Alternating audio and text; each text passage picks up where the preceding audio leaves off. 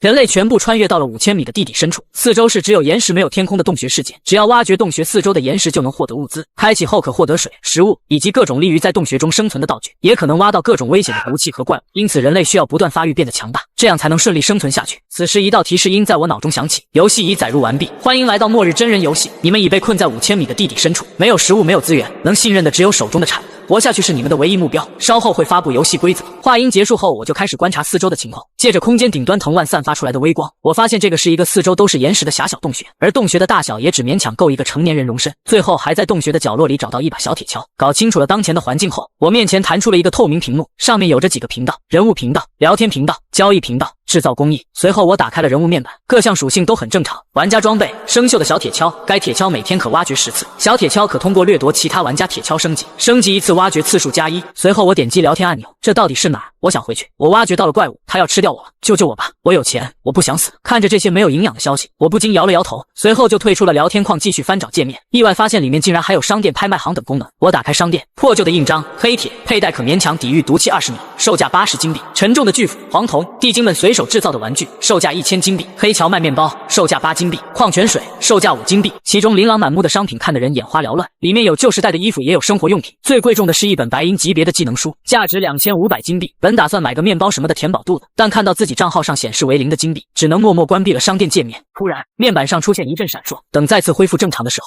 原先的几个频道按钮已经不见，取而代之的是游戏规则的介绍。规则1：玩家每日可有10次挖掘机会，挖掘四周的岩石，超过次数立即封杀。规则2：游戏中所有物品和生命都可数据化，每个玩家都可获得洞察之眼扫描物品并查看怪物属性。规则3：玩家可解锁天赋技能，该技能随机抽取，依次分为1至 SSSSS 级，抽中概率依次降低，其中抽到1级天赋概率为50%，而 SSSSS 级天赋具有唯一性。规则4：游戏开始，玩家可解锁拥有3个物品栏的背包，背包可升级并随即提升1至10个物品栏。游戏背包无负重，同物品栏物品叠加无上限。规则5：地底世界神秘诡异，有诸多残存文明痕迹，玩家可探索文明遗址，解锁古建筑物。该游戏一切皆是现实，玩家游戏内死亡即代表现实死亡。看着游戏规则中冰冷的抹杀2字，我背脊生寒。游戏规则介绍完毕后，透明面板也恢复了正常，于是我再次点击面板，直接选择抽取天赋。天赋正在抽取中，恭喜玩家获得唯一 SSSS 级天赋，每日签到加100倍增幅。每日签到，玩家可每天签到1次，并随即获得食物、水、装备等任何资源。100倍增幅，每日签到衍生技能，在人物签到和资源探索时拥有100倍增幅，获得资源乘以100。拍卖行交易、制作合成、玩家击杀等不在100倍增幅范围中。金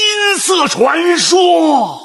看着那明晃晃的大字，我愣神许久，很长时间后才骤然高呼。但我也很清楚，有了这东西之后，自己随随便便都能在这地库世界中纵横。游戏背包可升级1次，是否选择升级？升级。我看过游戏介绍，知道每个玩家都能升级1次背包，可随机扩展1至10个物品栏，便选择确定。背包升级完毕，恭喜玩家获得物品1个扩展格，100倍增幅启动，额外获得扩展格乘以99。没想到系统抽奖也能增幅。看着103个物品栏的背包，我为其他玩家感到可悲。下一秒，每日签到系统激活，今日是否选择签到？签到。我兴奋开口，恭喜玩家获得资源礼包，因100倍增幅影响，资源礼包乘以100。此时我感觉自己已经到达了人生巅峰，便意气风发道：打开资源礼包，资源礼包已打开，恭喜玩家获得矿泉水1，黑荞麦面包1，因100倍增幅影响，额外获得矿泉水乘以99，黑荞麦面包乘以99。接下来的时间就是不断的开启礼包，不知过了多久，终于把所有签到礼包都给打开了。看着背包中整整1万份矿泉水和1万份黑荞麦面包，不由感慨，有了这些食物和水，我已经不必再担忧饿死的问题。不过我能如此轻松，纯粹是因为每日签到天赋以及衍生出来的100倍增幅技能，其他玩家不知道是什么样的情况。想到这，我立刻打开聊天按钮，我好饿呀，谁有水和面包啊？谁他妈说石头里面有水？我怎么连动物粪便都挖出来了？真羡慕你挖到了屎，还能填饱肚子。完了，本来想挖食物的，没想到挖到了怪物，他过来了。看着聊天界面里的信息，我背脊一凉，本来以为矿泉水、黑荞麦面包什么的东西很常见，现在看来这些东西极为稀有，甚至一天10铲子下去，可能什么都挖不出来。虽然商店中也有卖水和面包的，但那都需要钱。现在这地库游戏刚刚开始，大家哪有钱挥霍？我叹息一声，心中也不由生出几分危机感。但是我也害怕自己的欧皇运气已经用完，谁也不知道下一铲子下去到底是不是怪物。要是自己一铲子下去被怪物给干了，那所谓的天命之子也就成了笑话。因为小铁锹只能挖矿，所以自己必须要有趁手的武器，哪怕是用水和食物和别人兑换。于是我咬牙打开拍卖行界面，却发现拍卖行空空如也，别说武器了，连食物和水都没有。我长叹一声，又看了一下面板上的制作按钮，知道可以通过制作按钮自主制作武器、避难所等装备设施。而当前最简单的武器石斧也需要2块木头和5个石料，但我不打算再这样磨蹭下去了。我打算挖出自己的第一铲，否则早晚会被别人超过去。说干就干，我脸色凝重的拿起小铁锹，走到附近的石壁处，用力的铲在附近的石壁处，哐啷，第一铲子下去，没有想象中的坚硬感，仿佛豆腐块一样被我瞬间挖开。与此同时，系统的提示音响起，叮，恭喜你挖开石壁并发现了一处洞穴。看着面前黑漆漆的洞口，我小心翼翼地走了进去。随后我发现这个石洞略显潮湿，大概10平米左右，微弱的光泽照耀下，里面长着不少碧绿的灌木丛，其中一处的灌木顶端竟然还结着3个朱红色的果子。于是我颇为好奇地摘了一个下来。叮，恭喜玩家获得一个松灌果，受100倍增幅影响松灌果乘100。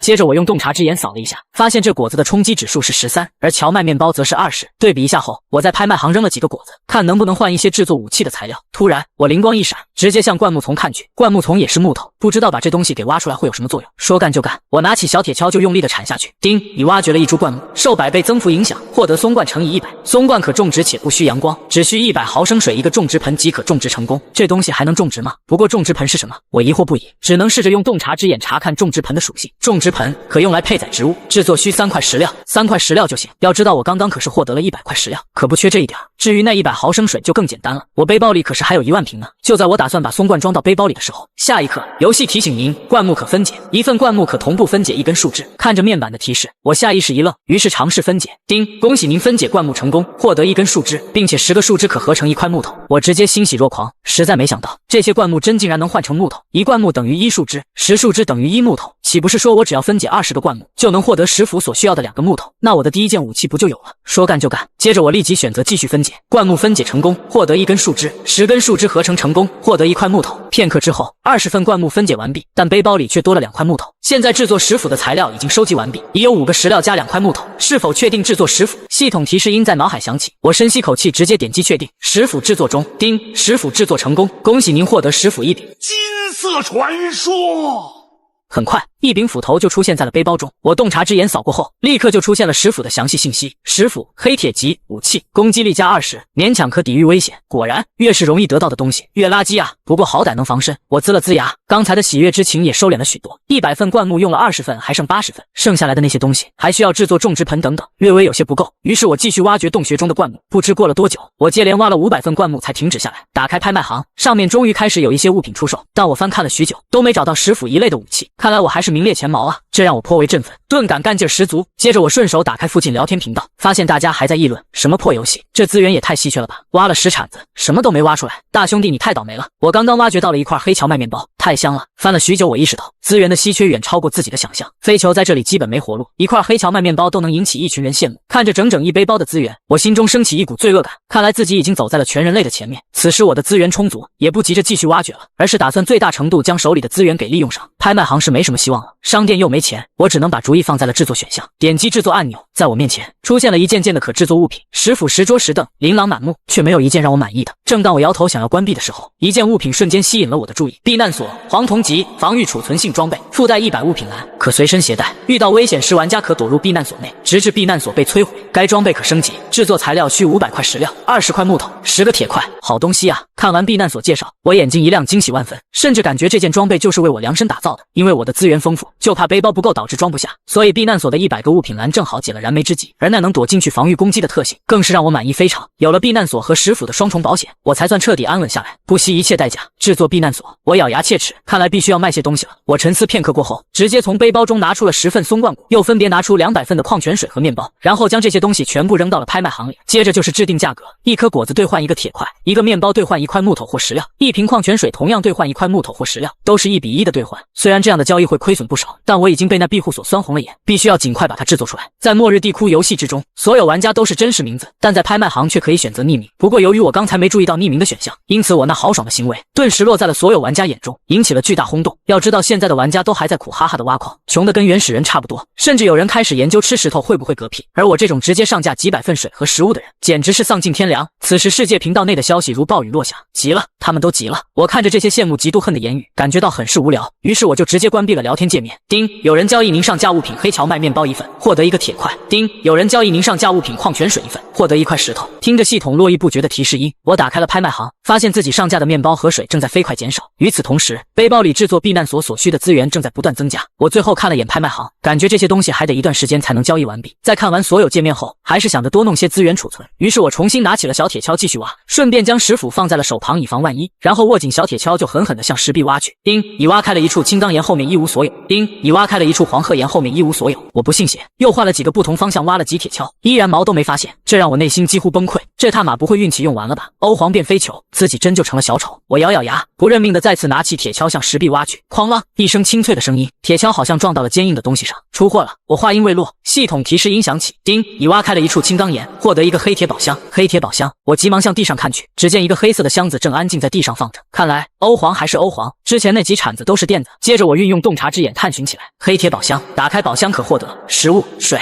黑铁级装备、图纸等，有一定几率获得黄铜级装备或图纸。看完介绍，我对这宝箱已经有了基本了解，随后就按下了打开按钮。随着啪嗒一声，宝箱应声而开。与此同时，熟悉的声音再次响起。叮，你打开了一个黑铁宝箱，获得了赤红石1枚，受玩家天赋影响，额外获得赤红石乘以99。下一秒，我的背包中就多出了整整100块的红宝石。开出宝石了，我微微一愣，随手拿出一块看了起来。赤红石可镶嵌在黑铁装备的宝石，镶嵌成功可提供火属性加持。看着赤红石的介绍，我直接把石斧和赤红石放在一块，打算让这件武器有一个质的飞跃。随后就在制作那一栏按下镶嵌按钮，宝石镶嵌失败，缺少镶嵌白皮书。系统冰冷的声音仿佛一盆冷水，让我瞬间清醒。镶嵌白皮书，这是什么东西？我再次打开赤红石面板，仔细观察后，终于在右下角位置发现一串不起眼的说明：宝石镶嵌需要学习相应技能书后打孔，黑铁级装备对应白皮书，黄铜装备对应黄皮书，并且打孔技能书可在商店购买。看完说明后，我立马打开商店，再看着那50金币一个的白皮书，气不打一处来，这他妈还是捆绑销售。看着自己身无分文的面板，只能黑着脸把赤红石收了起来，然后默默地拿起铁锹挖，继续挖。只要自己挖到1枚金币，凭借着100倍增幅的影响，非得把这游戏给薅秃不。我咬牙切齿地挖在刚刚的位置上。叮，已挖开了一块黄褐石，里面一只地窟野猪正向你扑来。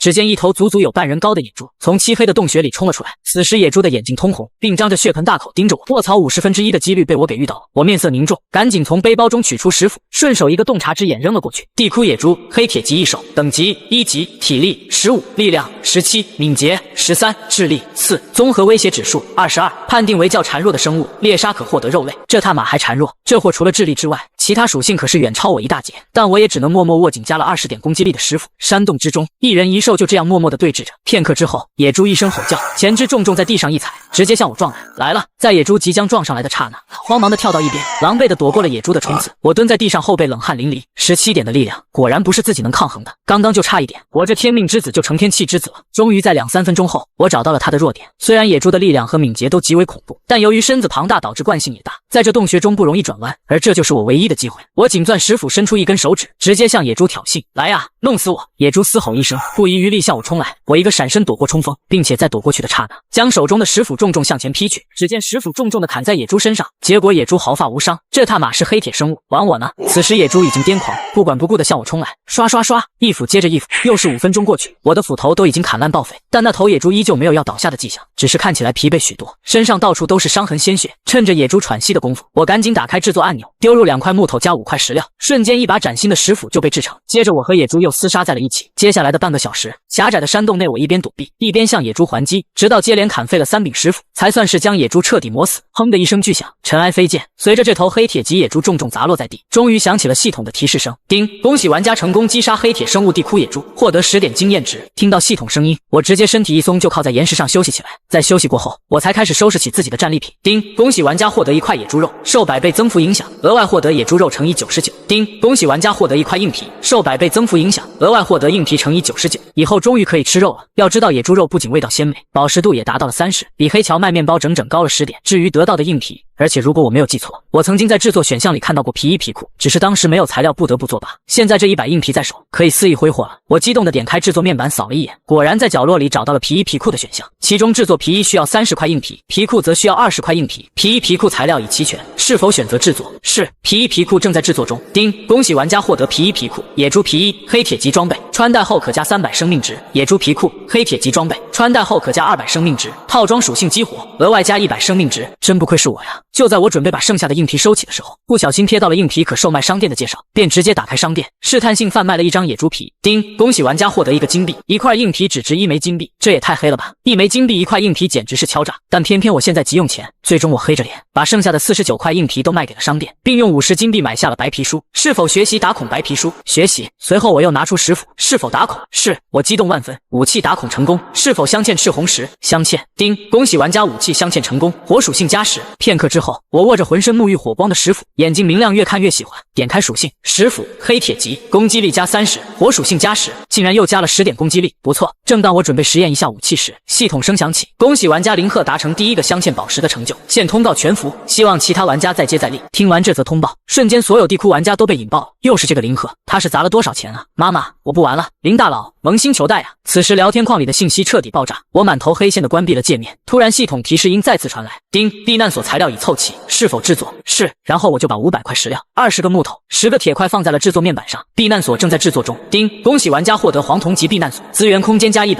然而我还没来得及欣赏，下一刻全服通道又来了，恭喜玩家林鹤达成第1个制作避难所成就，现通告全服，请其他玩家再接再厉。我没有理会系统的通道声音，而是满意的看着手中的迷你避难所。随后我瞟了一眼避难所的升级条件，卧槽，材料需求竟以10倍的幅度增长，还有这个魔晶石是什么东西？目前是不奢望升级了，但现在这只是个龟壳。想建设好一个设施完善的避难所，得看看商店有没有刷出什么东西。我点开商店仔细的查找起来，废水过滤器，黄铜级图纸，售价100金币，可将被污染的水源过滤净化为饮用级淡水。制作材料20块石料，10块玻璃，2个废弃元件，功能性饮料生产器，黄铜级图纸，售价100金币，加入2瓶矿泉水后可制作功能性饮料，饮用后可提振精神并使体力加1，持续10分钟。制作材料20块石料，10块玻璃，2个废弃元件，2个黄金石。看到这个功能性饮料生产器，我心中一喜，在对比了废水过滤器和饮料生产器后，我直接倾向于后者。目前来看，这玩意是相当有必要的，要是遇到比野猪更危险的战斗，有瓶这种饮料说不定就能保命，并且这种必须的消耗品，无论是自用还是挂在拍卖场都是不嫌少的。于是我直接拿出40颗赤红石卖给商店，一共获得200金币。随后又在商店里买下这2张图纸，虽然废水过滤器现在用不上，但长期来看还是很有必要的。至于制作材料，我不想慢慢收集，于是点开拍卖行想看看有没有好货。全球数十亿的玩家，总会有几个幸运吧。于是我再次上架面包和水，定好价格，面包和矿泉水仍旧是1比1兑换10块木料和铁块，玻璃则是10比1，黄金石是50比1。知道交易没那么快能够完成，在收拾好身边的工具、材料和武器后，才感到一阵阵的疲惫涌遍全身。这一天的巨变，从图书馆被传送至地底深处，再被要求进行所谓的求生游戏，从最初的迷茫到经历有生以来最惊险的一场战斗，在此时才稍微站稳脚跟。哪怕像我这般强大的神经也有些坚持不住了，于是我只能拿出迷你避难所放置在地上。只见玩具般的避难所陡然变大并瞬间凝实，随后我推门而入，这像是个主卧，里面仅有1张床，其实还缺一些生活用品，虽然可以用系统立马制作出来，但我太累了，我一把倒在床上，任由睡意朝自己袭来。不知睡了多久，我神清气爽的在床上坐了起来，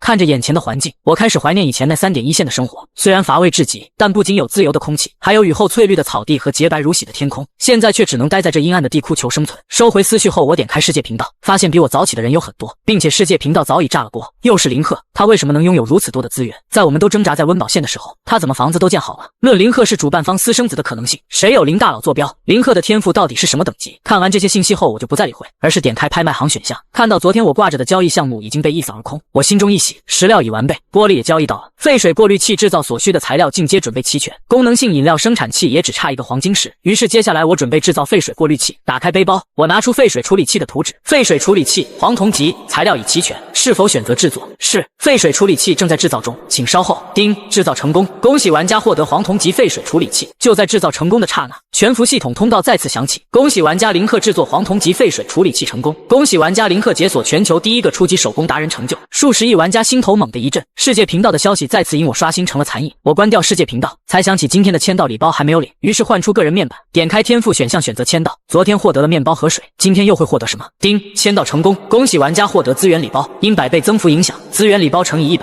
下一刻100个资源礼包就出现在了背包里，我拿出一个礼包打开，恭喜玩家获得黄金石碎片乘以99。哇，今天的签到居然出现了黄金石碎片，绝对是好东西，而且功能性饮料生产器不正是需要一个黄金石吗？我好奇的从背包里拿出一个黄金石碎片，再用侦查之眼看了下，黄金石碎片稀有的制作材料，100个碎片可合成1颗黄金石。看完介绍，我二话不说直接打开了所有礼包，并合成了所有的碎片。许久过后，100个礼包开完，同时背包里也出现了100个黄金石。我叹了口气，手指都有些发软了。对于我这种仓鼠般的重度收集癖患者，真是莫大的满足。休息了一会儿，我就拿出出铲子，开始今天的挖岩石工作。然而跟昨天一样，连续挖了3铲子，依旧毛都没有。我皱了皱眉，出货几率这么低吗？我不信邪的再次挥铲，叮！恭喜你挖开石壁，并发现了一个被污染的水池。扑通！在挖开的瞬间，我整个人就被水包围。卧槽，出货了！我心中一惊，没等我反应，就猛地被呛了几口水。我连忙抓住地面，将身体撑起来。终于在吐出几口水后，我回头看去，浑浊的水中有微型的藻类和各种不知名悬浮。我这是挖到了一池废水，真是赶烫啊！感慨完后，我就将废水处理器放到池水前。没过一会，一池的废水就被抽空。此时废水处理器的面板上显示废水已处理，并且有了7立方米淡水。心中激动之余，我打开制作选项，准备制作一个大木桶装水洗澡。昨天和那只野猪搏杀完之后，一身狼狈，身上都有味儿了。现在水资源那么充足，当即就想洗个澡。于是我点开制作面板，放入木头，选择制作。叮，制作成功！恭喜玩家获得一个2立方米容量的木桶。随后我将其放到废水处理器旁注水，把处理好的淡水注入，接着迅速脱个精光进入水里，舒舒服服的洗起澡来。恭喜玩家林克达成洗澡第1人成就，成功提升生活质量。希望其他玩家再接再厉。卧槽，这都要通报一下，这币系统也不注意一下玩家隐私，跟藤椅一个样。洗完澡后，我整个人精神焕发，宛如重生。接着我打开背包，拿出黄金石，又拿出功能性饮料生产器图纸。叮，黄铜级功能性饮料生产器所需材料已凑齐，是否制造？是，功能性饮料生产器正在制造中，请稍后。叮，制造成功！恭喜玩家获得黄铜级功能性饮料生产器。我打量了一下，这玩意体积倒是不大，像个自助售卖机，随手就丢出一个洞察之眼，了解其属性。功能性饮料生产器，黄铜级，加入2瓶矿泉水后可制作1罐功能性饮料，饮用后可提振精神，使体力加1，并持续10分钟，2:1的制造比例。看到这我笑了，要知道我每天只要签到1次矿泉水，就能得到1万瓶，所以最不缺的就是矿泉水。于是我点击生产器进行试生产，2秒后，叮，制造成功！只见一瓶写着功能2个字的蓝色饮料从生产器里面掉出来，落在了地上。随即我捡起来旋开，不错，还有气。然后我直接将整瓶饮料喝了下去，瞬间一股股热流就从肚子开始朝着全身扩散。哇塞，爽啊！喝完不但全身舒坦，精神100倍，味道竟然跟可乐一模一样。现在我有了快乐水，总算是找到点以前生活的感觉。接着我又制作了1瓶，打算卖给系统商店。本来我对这个饮料的售价不抱多大期望了，因为昨天千辛万苦弄的野猪硬皮，结果商店回收也就1金币，太黑了。要不是有100倍增幅，我都觉得血亏。叮，恭喜玩家获得6个金币。什么？6金币1瓶？不过是2瓶不值钱的矿泉水，经过功能性饮料生产器加工过后，生产出来的饮料居然值6金币1瓶，也不知道系统商店的定价是怎么算的。既然如此，那就先来个1000瓶。接着我连忙点开面板，选择批量生产，瞬间背包里矿泉水的数量就减少了2000瓶。此时饮料生产器也开始哐当哐当的工作起来。约莫半小时后，在生产器前的地上，1000瓶的功能饮料堆成了一座小山。之后我直接把这些饮料放入商店售出。叮的一声，6000枚金币伴随着清脆悦耳的声音落入了我的囊中。呜呼！此时的我吹了个口哨，心情异常激动。就目前来说，6000枚金币的购买力是相当庞大的。随后我就打开商店面板，不停的买。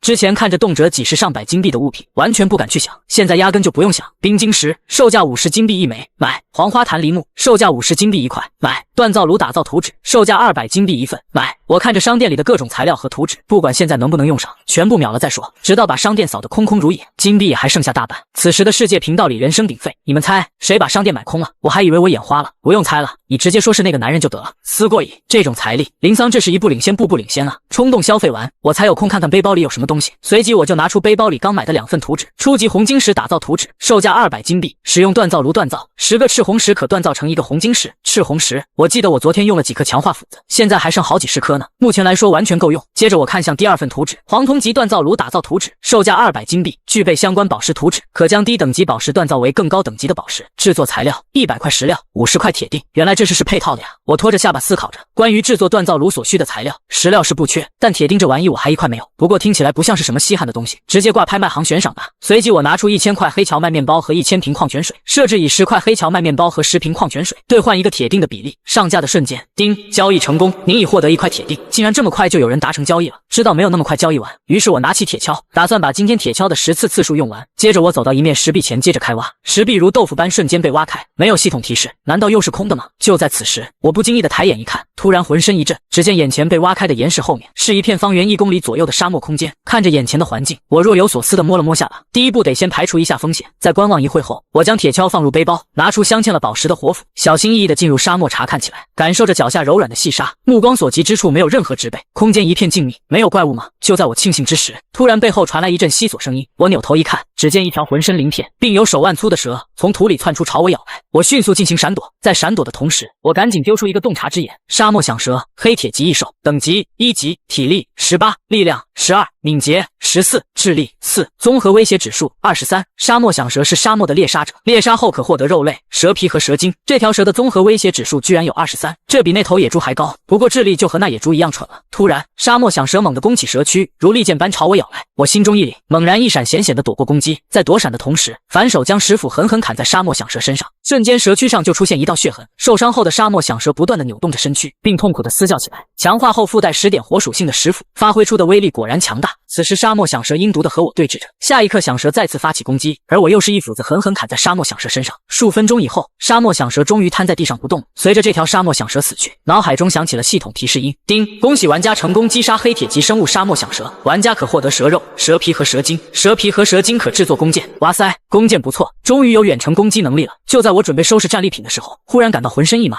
随即就倒在了沙地上。怎么回事？玩家被沙漠响蛇攻击，身中蛇毒，蛇毒可致全身麻痹，影响行动，持续时间10分钟。系统提示响起，我才恍然大悟，既然动不了，于是我就干脆休息了一会。就在我躺在地上闭眼休息的时候，突然传来一阵铁锹挖开石壁的声音，我心中一惊，身体猛然紧绷起来。随即我用尽全身力气转动身体，并向着发出声音的地方望去，只见不远处的石壁已经被挖空，而2个一胖一瘦、提着铁锹的男子探头探脑地走了进来。此时他们也发现了我和沙漠响蛇的尸体，于是2人拿着简易的石斧向我走来。其中略瘦的男子指着地上的蛇尸，对我试探了起来：“你好，朋友，我叫马庆，他叫陈海，这个怪物是你一个人干掉的吗？”在听到我确定的回答后，马庆一脸佩服的同时也多了一丝警惕。目前能独自击杀怪物的人闻所未闻，成为怪物盘中餐的人才是大多数，而有这个实力独自杀怪的，应该只有那个叫林鹤的榜一了。突然，马庆意外看到我手上有蛇的咬痕，顿时眼神闪烁。我看着他的神情，知道事情没那么简单，并且看来这个马庆有问题，不但在说话的时候斧头握得死死的，另一只手还在背后有小动作，不知道在跟那胖子沟通什么。就在这时，马庆突然扭头对陈海打了个眼色，接着2人不着声色的一前一后把我包围了起来，眼神阴狠，一脸狰狞。不要怪我们也只想生存。马庆狞笑着大步上前，狠狠挥下石斧。就在斧刃落下砍在我身上的瞬间，我头顶的血条随即亮出。原本马庆预想中我的血量应该会下降一大截，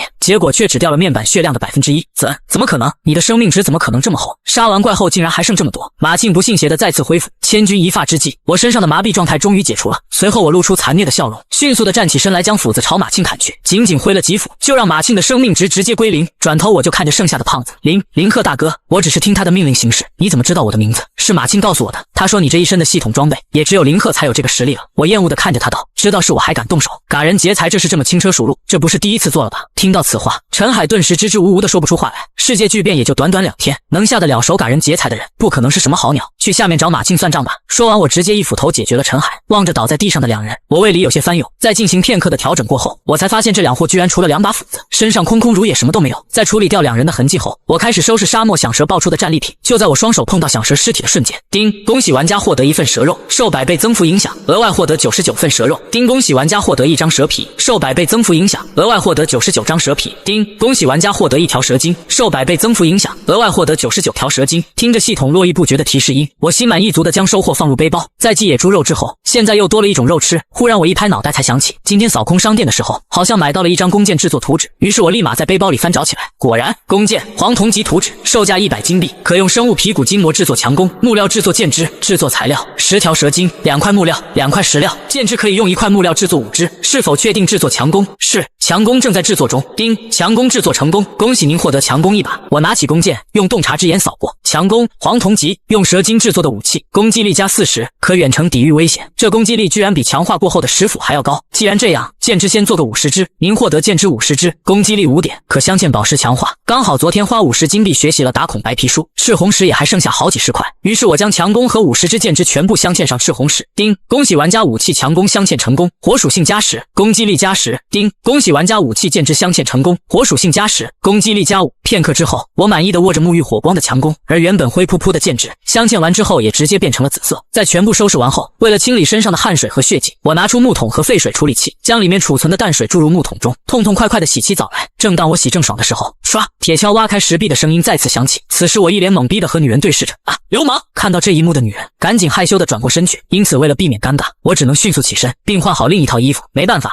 原来的衣服实在是太埋汰了。等她再反应过来的时候，我已经重新站在她的面前。而在接下来的聊天中，我知道了她叫楚然，但她在知道我是林鹤时非常震惊，于是她想用最珍贵的东西跟我交换物资。就在我不自觉进行脑海风暴的时候，她直接拿出一个黄金石，可怜兮兮的看着我。而看到这一幕，我直接无语至极。原来一切都是我自己想的太多，我不由得叹了口气，但还是接过了楚然递上来的黄金石，直接给他换了3块面包和6瓶水。随后我又邀请他共进了豪华午餐，他看着眼前的一切，更是声音哽咽的说不出话来。要知道楚然这2天都是在饥寒交迫下度过的，因此在面对我的善意是红了眼眶。最后我看他实在可怜，甚至还给了他满满1大桶的淡水。等他把所有物资收拾进系统背包后，我直接朝他挥手道别。我知道一定有观众老爷想要吐槽为啥不带着这样一个大美女，这个问题就留给你们了，所以直接弹幕走一波吧。接着我拿起铁锹来到沙漠尽头的岩石壁前，随便选择了一个方向继续开挖。丁，已挖开了一处岩石，后面一无所有。丁，已挖开了一处岩石，后面一无所有。没想到连续几铲子下去，竟然都一无所获。就在我怀疑是不是因为上完厕所没洗手时，系统提示音突然响起。丁，已挖开了一处岩石，发现了一处神秘空间。我心中一惊，连忙将铁锹放回背包并拿出火斧，接着小心翼翼地走进这个洞窟。突然一阵翅膀拍打的声音传来，我发现声音的来源是在头顶，于是我猛然抬头看去，什么东西？只见洞窟的顶部位置有一大片蝙蝠在朝我袭来，我悚然一惊，直接拔腿就往洞口方向逃窜，甚至为了能最快速度的逃离，我一边跑一边不停地灌着功能性饮料，再往身后丢出一个洞察之眼进行了解。丁，红眼蝙蝠，黑铁级生物，等级1级，体力2，力量3，敏捷5，智力2，综合威胁指数10。生活在洞窟内的生物个体极为孱弱，习惯成群结队猎杀捕食。终于在跑出洞口后，蝙蝠群就不再追了。而通过刚刚的洞察之眼了解，才发现这蝙蝠不但体力值低，身板还脆。因此我掏出刚刚强化过的弓箭，转身就回到蝙蝠洞窟内，二话不说直接弯弓搭箭，嘣的一声，箭矢离弦射出，并在空中划过了一道火光。要知道用赤红石强化后的箭矢在射中敌人时会带有火属性伤害，于是在射中蝙蝠群的瞬间，蝙蝠群内直接就发生了一场小型爆炸。我连续射出10箭后，发现空中已经没有了蝙蝠，全部都被弓箭打落在了地上。随后我停止攻击，一边将射出去的箭矢收回来，一边处理满地的蝙蝠尸体。丁，恭喜玩家获得3份蝙蝠肉，受100倍增幅影响，额外获得300份蝙蝠肉。别看这蝙蝠数量看着多，但体积小，换算成肉量单位居然只有3份。丁，蝙蝠肉具有微小毒性，不宜食用过多。我没有过多理会，而是直接将其放到了背包以备不时之需。所有东西都收拾完后，我重新探索起这个空间来。还没走2步，我就听到一阵潺潺的水声，于是我顺着水声的方向走去。突然，一个喷泉水池出现在我的面前。丁，已发现一个许愿池。许愿池功能性设施，受到神明祝福的许愿池，丢入1枚金币后会返还2枚，一人限定使用1次。看完系统介绍后，我直接笑了。虽然我用卖饮料的钱大肆清空了商店，可是我背包里的金币还剩下1500枚。于是我二话不说，直接就将全部金币丢入许愿池内。只见一阵光滑跃动之后，金币的数量肉眼可见的变大了1圈。就在我正要探手去拿的时候，突然平静的水面波涛汹涌起。只见清澈见底的池水中，忽然跃出一只鱼人朝着我嘶吼。我一边后退一边扔出洞察之眼查探。丁，许愿池守护鱼怪，黑铁级异兽，等级1级，体力15，力量15，敏捷13，智力6，综合威胁指数25。鱼怪是许愿池的守护者，会攻击任何胆敢触碰许愿池的生物，猎杀可获得鱼肉。就在我想试试这人形异兽能不能沟通的时候，还没等我开口，鱼怪便嘶吼着朝我冲来。与此同时，我一边疾步后退一边弯弓射箭，不多时鱼怪就身中2箭，冲锋的势头也一下子停住，连行动都开始迟缓起来。原来这鱼怪长期生活在水中，因此极其的畏火。接着我收起弓箭，拿出斧头，夸夸夸的就是一顿砍。短短时间，鱼怪便倒在了我的斧下。丁，恭喜玩家成功击杀黑铁生物，许愿池守护的鱼怪。在干掉鱼怪之后，我先是把许愿池里的3000金币收入背包，接着就开始收拾鱼怪爆出的战利品。丁，恭喜玩家获得1份鱼肉，受100倍增幅影响，额外获得鱼肉乘以100，用烧烤架炙烤过后风味更佳，保湿度50。看完系统的介绍后，我直接咽了咽口水，在下就问屏幕前的各位观众老爷，身为大夏人有哪个不爱吃烧烤的？于是我赶紧翻找今天清空商店时买到的烧烤架图纸。烧烤架黄铜级图纸，售价100金币，可用来炙烤食物的烧烤架，食物被炙烤后更加美味，增加饱腹效果。制作材料：30块铁皮，20块碳块。看到需要的材料后，才发现铁皮和碳块我都没有，于是我把刚打的300份蝙蝠肉直接挂了100份到拍卖行上交易，设置为2份蝙蝠肉兑换1块铁皮或碳块。在上架的瞬间，世界频道就开始炸锅了，有肉，有肉吃了。可惜我没有挖到铁皮和碳块，哈哈，我抢到了！你们都是加藤鹰门下弟子吗？我眨个眼的功夫就没了，有毒我不管，只要能吃就行。不出我所料，蝙蝠肉在短短的时间内就被一扫而空，同时我所需要的材料也都凑齐了。丁，检测到制作黄铜级烧烤架的材料已齐全，是否选择制作？是，烧烤架正在制作中，请稍后。丁，制造成功，恭喜玩家获得黄铜级烧烤架。接着我摆放好烧烤架，开始烤鱼肉。正当我吹着口哨悠哉悠哉的享受时，突然收到一个私信：林鹤大大，我这有1份白银级装备的制作图纸，请问你有需要吗？哇塞，居然有人拥有白银级装备图纸，我立刻回复道：“可以给我看看图纸的具体信息吗？”接着对方将大概的图纸信息发了过来。丁，青灵之靴，白银级装备，可提高敏捷属性，小幅提升移动速度。这图纸我要了，你出什么价格？我要100块黑荞麦面包。可以。交易达成后，图纸就被转移到了我的背包里。点开图纸查看。丁，青灵之靴，白银级图纸，穿戴后可提高敏捷属性，小幅提升移动速度。制作材料：10块灵蟒皮，10块橡胶，50金币。看着需要的材料，我有些郁闷，金币也就罢了，灵蟒皮和橡胶我见都没见过，看来只能继续在拍卖行上发布任务。在我发布完任务后的同时，鱼肉也烤好了，于是我迫不及待地拿起肉串就往嘴巴里塞。就在这时，我眼角的余光突然瞥到洞穴外一个探头探脑的身影，我心中一惊，不由得警戒起来。就在我仔细看去时，发现这是一个浑身绿色并背着大包裹的矮小人形生物。为了搞清楚到底是什么东西，我直接丢出一个洞察之眼：宝藏地精，黑铁级一手，等级1级，体力5，力量5，敏捷18，智力9，综合威胁指数5。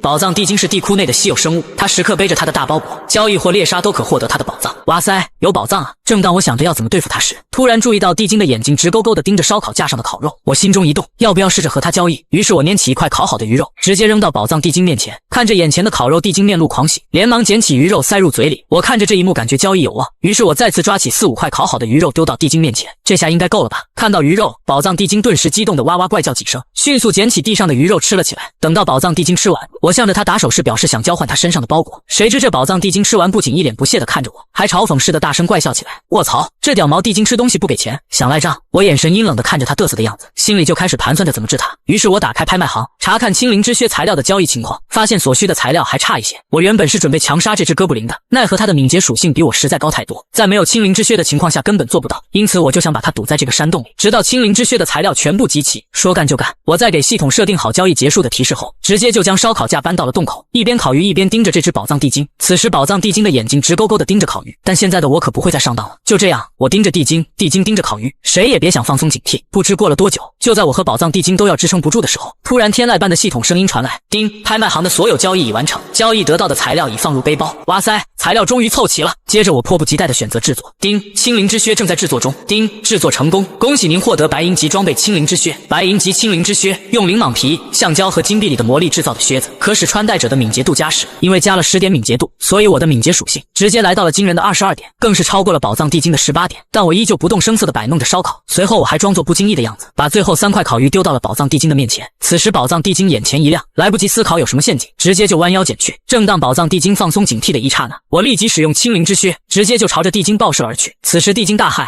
也不管地上的烤肉了，直接拔腿就跑。但是他还没跑2步就被我抓住了脖颈。就在我考虑接下来该如何处置他的时候，没想到宝藏地精直接跪了下来，不停地跟我说着什么，但我根本听不懂他们的语言。这时宝藏地精也意识到了这个问题，直接在他的背包里掏出一枚戒指递给了我。我迟疑了一下，还是丢出了一个洞察之眼查看起来。地精专用的感应戒指，佩戴后可听懂地精的语言，并随时可以远距离无障碍交流。看到戒指的属性说明后，我才放心的佩戴上去。饶命啊，人类！我愿意用我的财宝来交换我的性命，但我依旧无动于衷，直接弯弓搭箭，瞄准了跪在地上的哥布林。此时宝藏地精亡魂皆冒，赶忙拿出一块金色的碎片，满脸不舍地向我递了过来。我眼神一转，继续使用洞察之眼查看。丁，1/3的毁灭宝石碎片，使用碎片后可致空间内的所有生物血量立即减少1000，冷却时间72小时。毁灭宝石散落在外的碎片一共有3枚，集齐后可合成毁灭宝石。与此同时，他对我说以后可以用烤鱼跟他进行交易。我在思索片刻后便同意了他的方式。接着在征得我的同意后，宝藏地精直接背起包裹，像风一样的跑出了洞窟。在搞定完宝藏地精之后，我回到避难所休息。时间很快来到地窟的第3天，我起床的第一件事就是签到。开始签到，签到成功，恭喜玩家获得资源礼包，因100倍增幅影响，资源礼包乘以100。随后我打开一个资源礼包查看，丁，恭喜玩家获得2瓶矿泉水，因100倍增幅影响，额外获得矿泉水乘以200。接着我又开始储备功能性饮料，二话不说直接生产了1000瓶备用。毕竟对于我这种每天都要用完挖掘次数的人来说，面对战斗的几率比其他人高得多，这饮料的消耗也相当大。在整理完物资后，我直接拿起铁锹看准一面石壁，直接走过去就下铲开挖。丁，已挖开了一处石壁，后面一无所有。丁，已挖开了一处石壁，发现了一处洞穴，里面只有1块石料，获得石料1块，因100倍增幅影响，石料乘以100。丁，已挖开了一处石壁，后面一无所有。不出我所料，连续下了几铲，要么是空的，要么就是石料木块一类。不过我也不在意，毕竟没有人能一直是欧皇。于是我接着下铲。丁，恭喜你挖开石壁，发现了一处守护空间，获得赤红石1个，因100倍增幅影响，额外获得赤红石乘以100。听到系统的提示音，我心中一喜，出货了！不但有赤红石进账，这个守护空间内应该也有不错的东西，就是不知道有没有守护兽啥的。于是我赶紧收起铁锹，拿出斧子，浑身紧绷地走了进去。只是刚刚踏入洞穴，我便闻到一阵阵的腥风，只见一坨4只短躯的巨型尸吼叫着朝我卧槽，果然有怪物！但不可思议的是，这蜥蜴也忒大只了吧？要是站起来，怕是比我还要高。之后我一边躲避的同时，一边丢出一个洞察之眼查看。丁，守护巨蜥，体力30，力量10，敏捷12，智力。综合威胁指数30，守护巨蜥会猎杀一切胆敢窥探它宝物的生物。它皮糙肉厚，行动迟缓。我看着洞察之眼的提示微微一愣，发现这货除了体力高的夸张，其他属性都相当一般。我那22点的敏捷度都可以给它当狗溜了。于是我依靠着速度，转眼间来到巨蜥的背后，同时挥起石斧，对着巨蜥的背部狠狠劈下。只见劈在巨蜥背部的斧刃冒出了一连串的火花，虽然看着效果非常炸裂，结果却连巨蜥的皮都没砍破。卧槽，怎么连巨蜥防御都破不了？这可是强化过的斧头啊！我的全力一斧下去，竟然才砍掉5点血量。要知道这货可是有3000多的血量值，这得要砍到猴年马月。于是我只能收回斧头，拿出弓箭尝试。咻的一声，射出的箭头撞到巨蜥身上，再次冒出一点火花，但打出的伤害也才减了10点血量。这顿时让我感到棘手起来。要是按刚刚的用法，不用多久火斧和箭矢就会损坏，而想要制作新的火斧和强化箭矢，就要用到赤红石。但背包里的赤红石数量有限，就在我因此苦恼之时，我突然想起在我第一次得到赤红石的时候看过的系统提示，10枚赤红石可以用锻造炉进行升级，并有几率锻造出1枚初级红晶石。而锻造炉所需的材料早就被挂在了拍卖行，并已经收集完毕。于是我赶紧退出守护空间，拿出锻造炉的图纸。黄铜级锻造炉所需材料已凑齐，是否制造？是。锻造炉正在制造中，请稍后。丁，制造成功，恭喜玩家获得黄铜级锻造炉。看到系统制造成功的提示后，我迅速拿出锻造炉，并将刚才挖掘获得的100枚赤红石全部投入到锻造炉内。有一定的几率锻造失败，是否锻造？是。很遗憾，此次锻造失败，材料已销毁。很遗憾，此次锻造失败，材料已销毁。终于，丁，恭喜玩家锻造成功，获得1个红晶石。放进去了100颗赤红石，竟然最后10颗才打造成功。接着我打开制作选项，准备制作一把铁斧。别问我为啥一开始不制作出来，问就是狗作者不允许。铁斧制作需10块铁块，是否确定制作铁斧？确定。铁斧制作中。丁，铁斧制作成功，恭喜你获得1柄攻击力50的铁斧。接着我掏出刚刚锻造成功的红晶石，毫不犹豫地镶嵌在铁斧上。丁，恭喜玩家武器铁斧镶嵌成功，火属性加30，攻击力加20。金色传说。此时我握紧强化铁斧，再次踏入守护空间，挑然地向着巨蜥劈了下去。仅仅一斧，巨蜥的血条就下降了1/10。看到效果显著，我赶忙乘胜追击，不断地挥舞着铁斧砍在巨蜥身上。只见巨蜥的血量以肉眼可见的速度下降，不多时，守护巨蜥就被我清空了血槽，重重地倒在了地上。剩下就是收拾战利品的时间。丁，恭喜玩家获得20份蜥蜴肉，受100倍增幅影响，额外获得蜥蜴肉乘以2000。难吃的蜥蜴肉，口味酸涩腥臭，用大师级厨艺烹饪之后，或许能勉强入口。饱食度10，没想到这货不仅战斗力不行，肉难吃，饱食度竟然还那么低，看来没什么价值可言。说着就把巨蜥肉扔进了背包。收拾完东西后，我直接拿起铁锹就在这个守护空间里开挖。丁，恭喜你挖开石壁，获得1个赤蓝石，受到100倍增幅影响，额外获得赤蓝石乘以100。随即我拿出1个赤蓝石，用洞察之眼探查起来。赤蓝石可镶嵌在防御装备上的宝石，能够增加防御力。看来我的欧皇时刻来了，于是我继续下铲。丁，恭喜你挖开石壁，获得1个赤黄石，受到100倍增幅影响，额外获得赤黄石乘以100。赤黄石可镶嵌在移动装备上的宝石，可增加敏捷度。看到收获如此丰富，我迫不及待地拿出锻造炉，准备把这2种宝石都进行升级。终于在经历了多次的失败后，成功收获3个蓝晶石和2个黄晶石。然后我将野猪皮衣皮裤都脱下来，用2颗蓝晶石进行镶嵌。丁，恭喜玩家镶嵌成功，防御力加30，野猪皮衣穿戴后可加600点生命值，防御力加30；野猪皮裤穿戴后可加500点生命值，防御力加30。套装属性激活，额外加200生命值。接着我以同样的操作，也给青灵之靴镶嵌上了黄晶石。丁，恭喜玩家镶嵌成功，敏捷加15。青灵之靴白银级装备，用灵蟒皮、橡胶和金币里的魔力制造，又经过蓝晶石镶嵌强化后的靴子，可令穿戴者身轻如燕。看着全身焕然一新的装备，我满意至极。但这几种高级晶石已经没了，得想办法储存一些。随后我想起背包里还有2000份的巨蜥肉，本着不能浪费的原则，我直接打开了拍卖行，将2000份蜥蜴肉全部挂了上去，并设置以2份蜥蜴肉兑换1颗赤红石或者赤蓝石或者赤黄石的比例。之后我满怀期待地开始我今天的第7铲。丁，恭喜你挖开一块岩壁，里面有一只地窟猛虎正在向你扑来。卧槽，又来一只！接着我就一边吐槽，一边喝着功能性饮料增强属性，同时还使用青灵之靴进行闪避。虽然这一幕看似惊险，但我却丝毫不慌。在拉开一段距离后，我随手对他丢出一个洞察之眼。地窟猛虎，体力26，力量25，敏捷20，智力6，综合威胁指数40。地窟猛虎是地窟内独行的狩猎者，菜鸟玩家的噩梦，猎杀可获得肉类。果然，这货的力量和敏捷都不如我。就在这时，猛虎突然一个急转身跃到空中向我扑来，竟然想要直接扑杀我。千钧一发之际，我挥舞着火焰铁斧狠狠地朝老虎的腹部劈去。砰的一声，老虎当场嗝屁，直接跌落倒在了地上。丁，恭喜玩家获得1份老虎肉，受100倍增幅影响，额外获得老虎肉乘以100。虎肉具有补中益气温肾助阳之功，饱食度40。哇塞，这东西妙极啊！于是我直接把这好货收进背包，准备留给屏幕前的义父们补补身体。随后我就拿起铁锹继续开挖。丁，已挖挖开了一处岩壁，后面一无所有。丁，你挖开了一处岩壁，里面一只地窟野狼正在向你扑来。这次竟然蹦出了一只野狼，但战斗力实在拉垮，我仅用了俩3板斧就将野狼干掉。丁，恭喜玩家获得一份野狼肉，受100倍增幅影响，额外获得野狼肉乘以100。看着眼前爆出的战利品，我一阵无语，就不能爆点别的吗？全是这种鸡肋的玩意。我咬牙切齿地拿起铁锹继续下铲。丁，恭喜你挖开一处岩壁，里面一只大型蜘蛛正在向你扑来。卧槽，我今天是捅了怪物窝吗？怎么还有蜘蛛？我看着眼前的巨大蜘蛛，心里不由得充满了对节肢动物的恐惧。为了避免被它近身攻击，我只能迅速后退拉开距离，并掏出弓箭进行全力射击。终于在射出几十箭后，大型蜘蛛才堪堪倒下。丁，恭喜玩家获得一个蜘蛛节肢，受100倍增幅影响，额外获得蜘蛛节肢乘以100。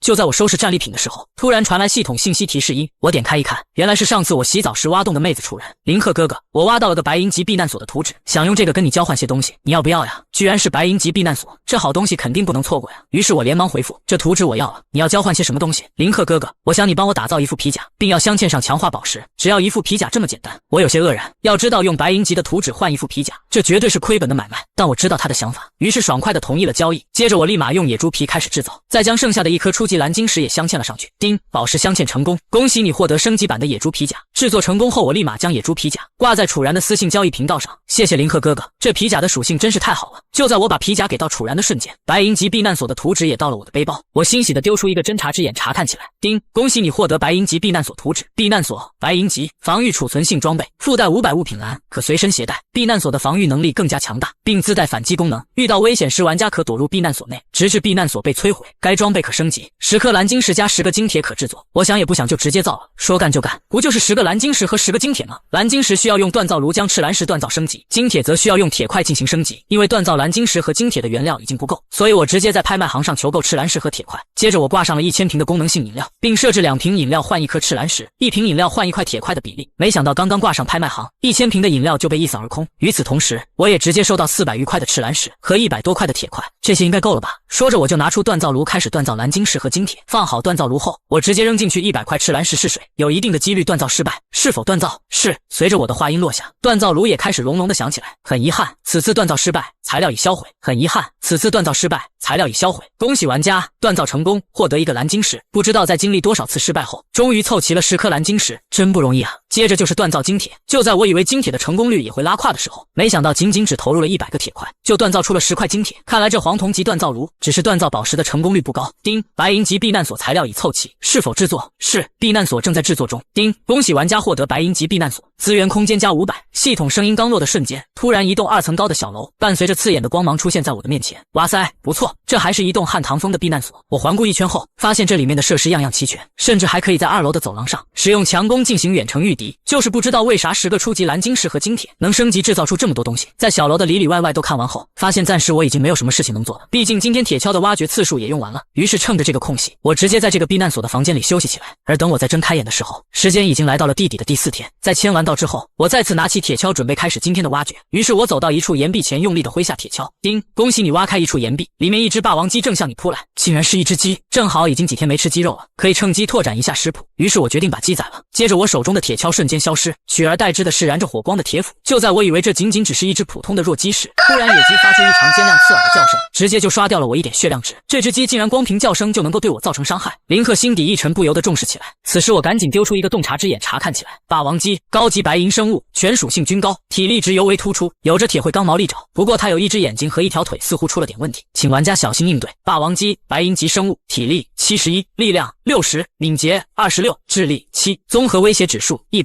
霸王鸡，鸡中霸王，你可以叫它鸡吧，碰见它最好迅速逃离，不然就祈祷死相能好看点。我无语的看着这只全身肌肉虬结、羽毛油黄盘亮的鸡，不仅站起来有1人多高，力量只有60点，甚至还有高达7000多的血量。要知道我的体力值在野猪套装的加持下也才24点，并且血量总值也才2400多点，而我唯一的优势就是敏捷度比它高1个点。天哪，这怎么打？就在我分析和吐槽的时候，突然霸王鸡一边挥舞着翅膀，一边咯咯咯的叫着冲了过来。我心中一惊，还没等我来得及闪避，就被翅膀狠狠地砸中了胸膛，瞬间的我血量就下降了近1/3。与此同时，我也把铁斧狠狠地劈在霸王鸡的肌肉上。出乎意料的是，我铁斧仅打出了108的伤害，因此我只能迅速拉开距离，再掏出功能性饮料灌下。看来不能跟他对砍的放风筝才行。想到这，我直接收起铁斧，拿出强弓，咻的一声，火红的流矢随即爆射而出，瞬间霸王击的血量就减少了168点。没想到这效果这么明显，于是我露出了不厚道的笑出声。接着我就一边使用青灵之靴闪避拉开距离，一边不断的射出箭矢，而霸王击却只能无能狂怒，胡乱的挥击翅膀追我。终于，霸王击后长的血条被消磨一空，庞大的身躯重重的砸落在了地上。随着霸王击的死亡，系统提示音瞬间响起，恭喜玩家林克达成第一个独自击杀白银级高级怪物的成就，现通告全服，希望其他玩家再接再厉。听到全服通告的声音，我不在意的笑了笑。突然一个系统通知引起了我的注意，恭喜玩家林克达成第一个独自击杀白银级高级怪物的成就，现奖励特殊技能卷轴，你看不见我。特殊技能卷轴，你看不见我。使用后可学习技能，技能效果为技能使用后10分钟内，若使用者不主动攻击，敌方便看不见使用者。这不就是电影里的隐身超能力吗？是否选择花费500金币学习特殊技能，你看不见我？是，恭喜你学会特殊技能，你看不见我。学习完技能后，我开始收拾霸王击遗留的战利品。叮，恭喜玩家获得一份品质优良的霸王鸡肉，受100倍增幅影响，额外获得品质优良的霸王鸡肉乘以100。我心满意得的把霸王鸡肉收入背包，准备待会做烤肉吃。接着我拿起铁锹继续开挖。叮，你挖开了一块岩壁，获得一块石料，受100倍增幅影响，额外获得石料乘以100。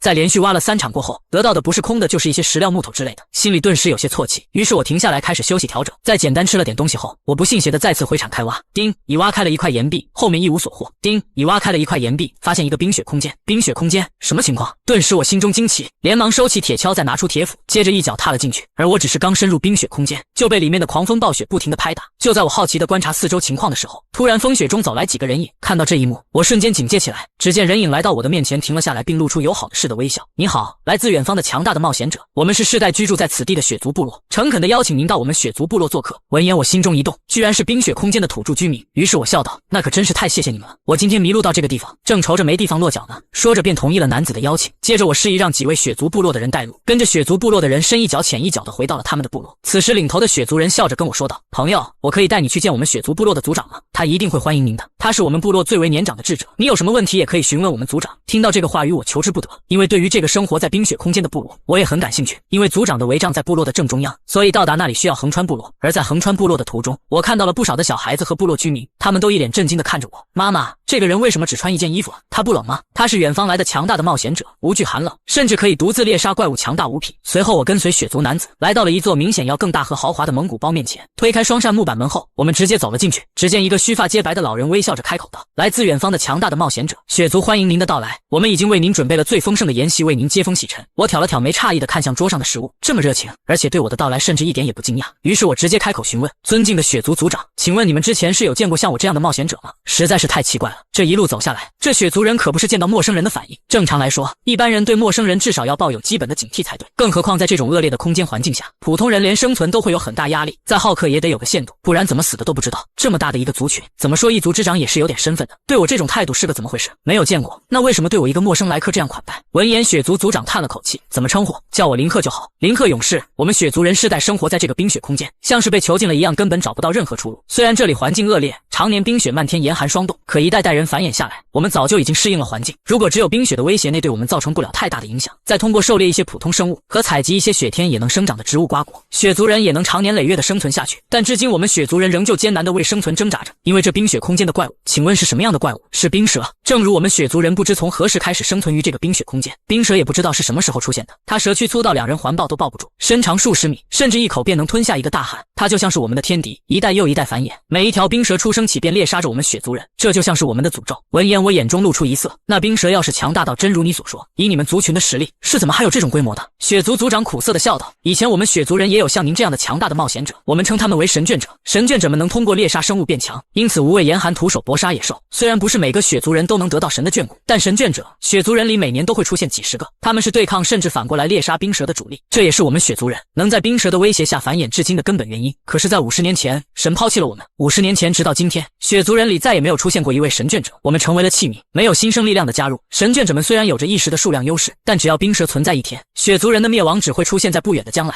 所以神眷者们决定破釜沉舟，极尽全族之力将冰蛇灭绝。你们失败了，我轻声问道，因为按照他的描述，冰蛇的个体强大的可怕，当它们形成一定的数量后产生的危险更是骇人至极。我们成功了一大半却也是失败了。血族族长叹息着，神眷者们舍生忘死的拼杀殆尽，还是没能将冰蛇们全部灭绝，但也就仅仅只存活下来了一条。可就是这仅仅一条冰蛇，却足以成为整个血族的梦魇。随着最后一位神眷者的死去，我们彻底失去了对抗他的能力。10年前，他分娩了，这是一条怀孕了数十年的冰蛇。说到这里的时候，血族族长整个人颤抖起来。本来只有一条冰蛇的时候，他们还能以不断逃亡的方式来延续族群，但要是冰蛇重新形成规模，血族人的末日就到了。冰蛇在今年产下了2枚冰蛇蛋，现在处于分娩后最虚弱的时期。我们深知冰蛇的习性，这虚弱期会持续相当长的一段时间。血族族长站起身来，对着林鹤深深作揖。我们曾经派出勇士尝试去刺杀冰蛇，但没能成功。哪怕是处于虚弱状态下的冰蛇，人数优势也毫无作用，再多人上去也是送死。但您不一样，您和我们以前的血族神眷者一样，拥有着强大的神力。在此，我代表全体血族人，恳请林鹤勇士出手刺杀冰蛇。为此，我们愿意将血族传承多年的宝物作为报答献给您。听了血族族长这么说，林鹤差不多明白了整件事情的始终了。怪不得血族看见他这么热情，原来是要不了多久就得灭族了。这种情况下，他就是溺水的人能抓住的最后一根稻草。可是面对着白银级以上的生物，哪怕是虚弱状态下的，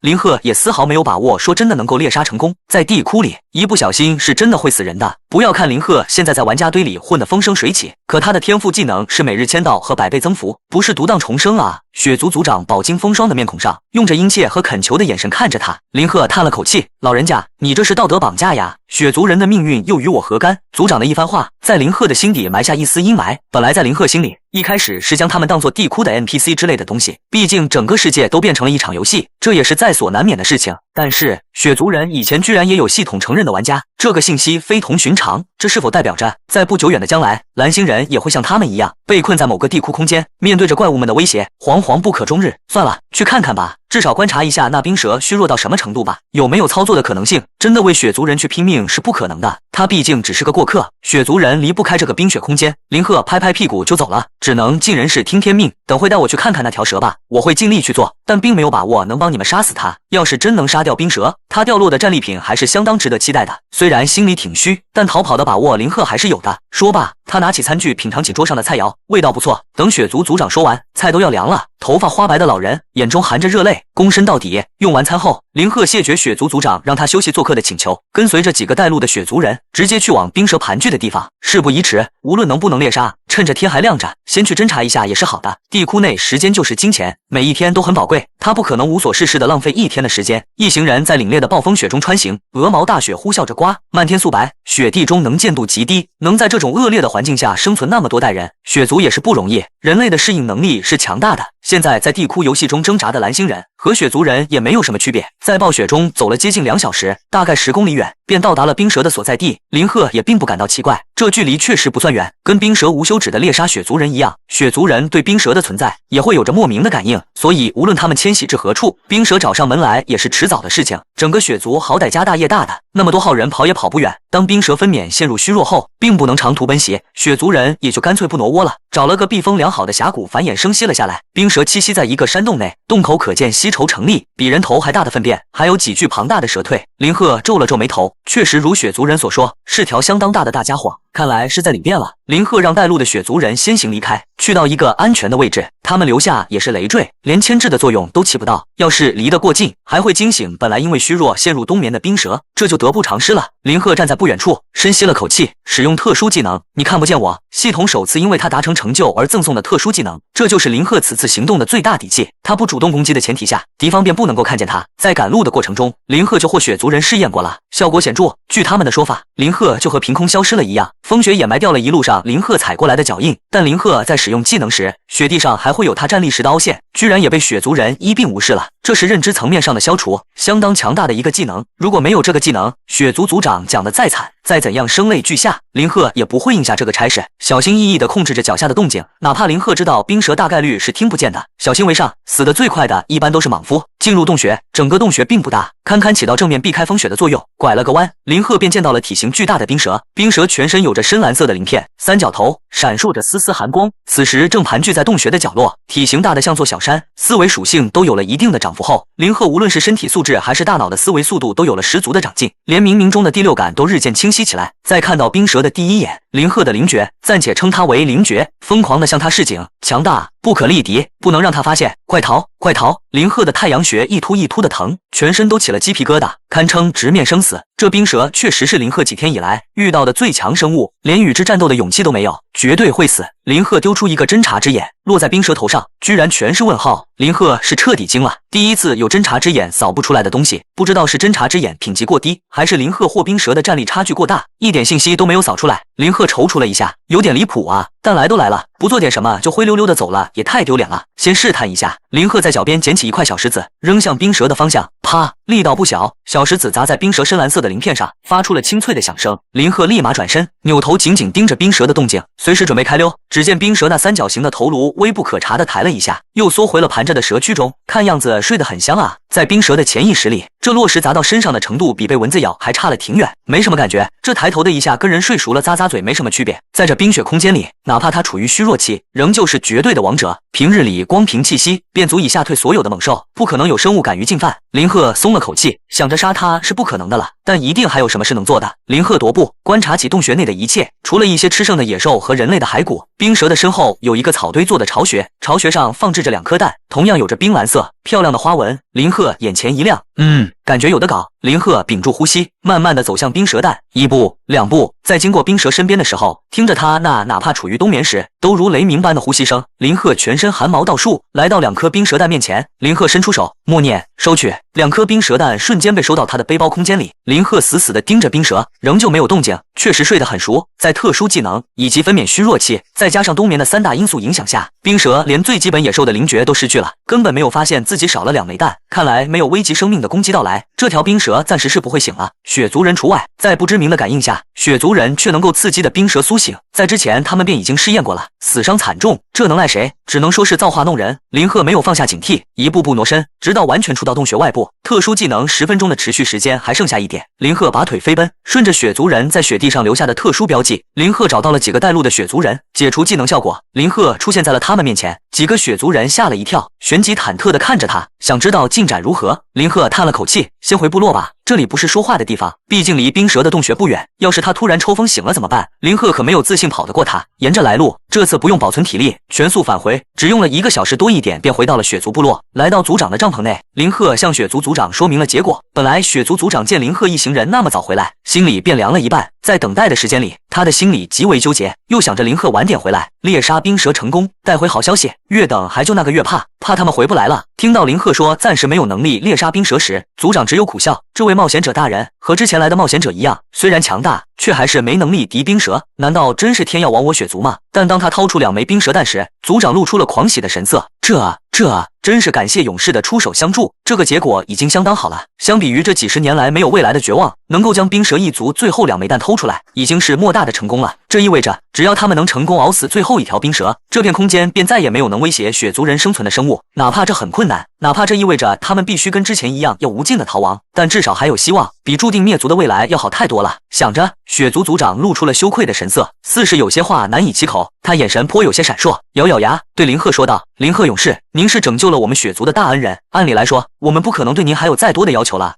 但是整个雪族的力量目前仍旧无法对抗那条冰蛇，我们仍有灭族的危险，所以我斗胆恳求您留下1枚冰蛇蛋。我们雪族人的特殊血脉能通过冰蛇蛋培养出一定数量的雪族战士，虽然战力和神卷者比还甚有差距，但面对虚弱期的冰蛇，却也不是一点抵抗的能力都没有了。为此，我们愿意付出积蓄的财宝。”说完，族长便差遣侍卫从库房搬出来一个箱子，箱子打开，是满满的金币和一些特殊材料。林鹤扫了一眼，金币大概有上千枚，聊胜于无吧。材料不知道有什么用处，但应该还算珍惜。林鹤叹了口气，这雪族人确实挺惨的，被冰蛇追杀也就算了，还被困在这个天地，想跑都跑不远。罢了，就换1枚给他们吧。这冰蛇蛋虽然珍贵吧，但拿多了意义好像也不大，是烤了吃了，会不会太浪费了？挂上拍卖行卖，现在玩家们穷得跟野人似的，能换到什么好东西？一般的物品，林鹤随手就能买到，看上什么珍贵的东西了，再不济挂几罐饮料，那些人也会抢着换。所以冰蛇蛋现在对于林鹤意义不大，拿着也是砸手里了。那便换1颗蛋给你们吧，我得自己留下1枚，算是帮别人度过一下难关。送佛也得送到西啊。血族族长听此，激动的便要跪下来了。这么多年了，总算是有希望了。林鹤勇士真是恩人，大恩人啊！林鹤拿出一颗冰蛇蛋，递给血族族长，将一箱财宝收入背包，暂时解决了血族迫在眉睫的生存问题。林鹤觉得自己该走了。这鬼空间，说实话，鸟不拉屎的，来来回回几十公里，除了冰蛇，连只怪物都没有见到，也就发现几只雪貂、雪狼之类的普通野兽。这种不被系统承认的生物，没有太大价值，也没有什么天才地宝。族长，你们的事情我只能做这么多了，现在我也该走了，这里毕竟不属于我。将从血族族长那交换而来的一箱财宝放入背包，林鹤向他们告辞。他也不可能做血族的守护神，天天为他们保驾护航。林鹤还不至于高尚到这个地步，这种损己利人的事情做多了，他现在领先于全球玩家的进度很快就会被超越了，这是毋庸置疑的。血族族长听林鹤所说，露出了一丝不舍，却也没有过多挽留。他站起身来，慢慢悠悠地在帐篷角落的一个储物柜里翻腾着，掏出了一个卷轴。林鹤阁下，这是我们血族神卷者们以前遗留下来的宝物，传送卷轴，等到您觉得实力大有长进的时候，便可以使用它，无论在何时何地，都可以传送回冰雪空间。我们以前也猎杀过冰蛇，它浑身是宝，对您肯定会有一定的帮助。您帮了我们这么多，我们由是感激，并不能奢求您做更多的事情了，这太自私。林鹤听闻，心中一喜，这倒是个好用的道具。现在是对付不了那条冰蛇，以后可不一定，只是4天的功夫，林鹤便可以杀黑铁级地窟生物如杀鸡，相信用不了多久，这条冰蛇将不会再成为林鹤的威胁。血族族长将传送卷轴递给林鹤，深深一鞠躬。林鹤受了一礼，收起卷轴，沿来时的原路返回，穿过暴风雪，踏入挖出来的洞口。林鹤像是穿过了一层不可见的薄膜，背后的风雪便被完全隔离开来，身处于温度相比更温暖宜人的洞窟内。林鹤转身看去，却是找不到冰雪空间的入口了。林鹤心里微动，这种特殊空间跟上次的许愿池空间一样，只能进入一次，离开后便不见踪影了，没有特殊的办法，便无法再次进入。来时的洞穴很普通，半个足球场大的空间。林鹤看了眼铁锹，今天20次使用次数已经全部用完了，将白银级避难所放出来，巨献到洞窟中央2层高的汉唐风小别墅，无论怎么看都显得精致而典雅。林鹤满意的点点头，踏上外墙的悬挂式楼梯，上了2楼观景台，进入茶室，泡了一杯铁观音，等待着茶水泡开。这会儿，林鹤翻看起了系统面板，今天的商店目录又已经刷新了，看看有什么好东西。普通的矿泉水略去，面包略去，木块石料略去，有价值的东西不多。这些在商店的量大，也是广大玩家能够消费得起的为数不多的物品。蜥蜴皮甲，这倒稍微高级了点，不过还是黄铜级装备，镶嵌上初级蓝晶石属性也不比身上的野猪皮甲高到哪里去，没必要买了，留给别人吧。赤红石100，赤黄石100，赤蓝石100。哟，这里还有件宝石礼包啊，这倒是不能放过来了，总价也就2000金币。背包里的金币在和血族族长交易过后已达4000余数，绰绰有余了。直接扫光，这里还有几张图纸，都是几百一张的。林鹤也不去看具体是什么图纸，图纸这玩意多少用处都不小，买了绝对不会亏。一口气扫光，这一通消费下来，整个系统商店顿时显得空空落落了不少，仅剩下一些普通的物资。端起茶杯，喝下一口泡好的铁观音，爽！林鹤舒了一口气，今天那条不知实力上限的冰蛇给他的压力确实太大了。直到现在，林鹤那紧绷的神经这才舒缓下来。关掉商店面板，林鹤打开背包，查看起刚才收购的物资。翻着翻着，林鹤眼前一亮，孵化器图纸。难道说材料备齐？林鹤丢出一个侦察之眼，查看图纸属性。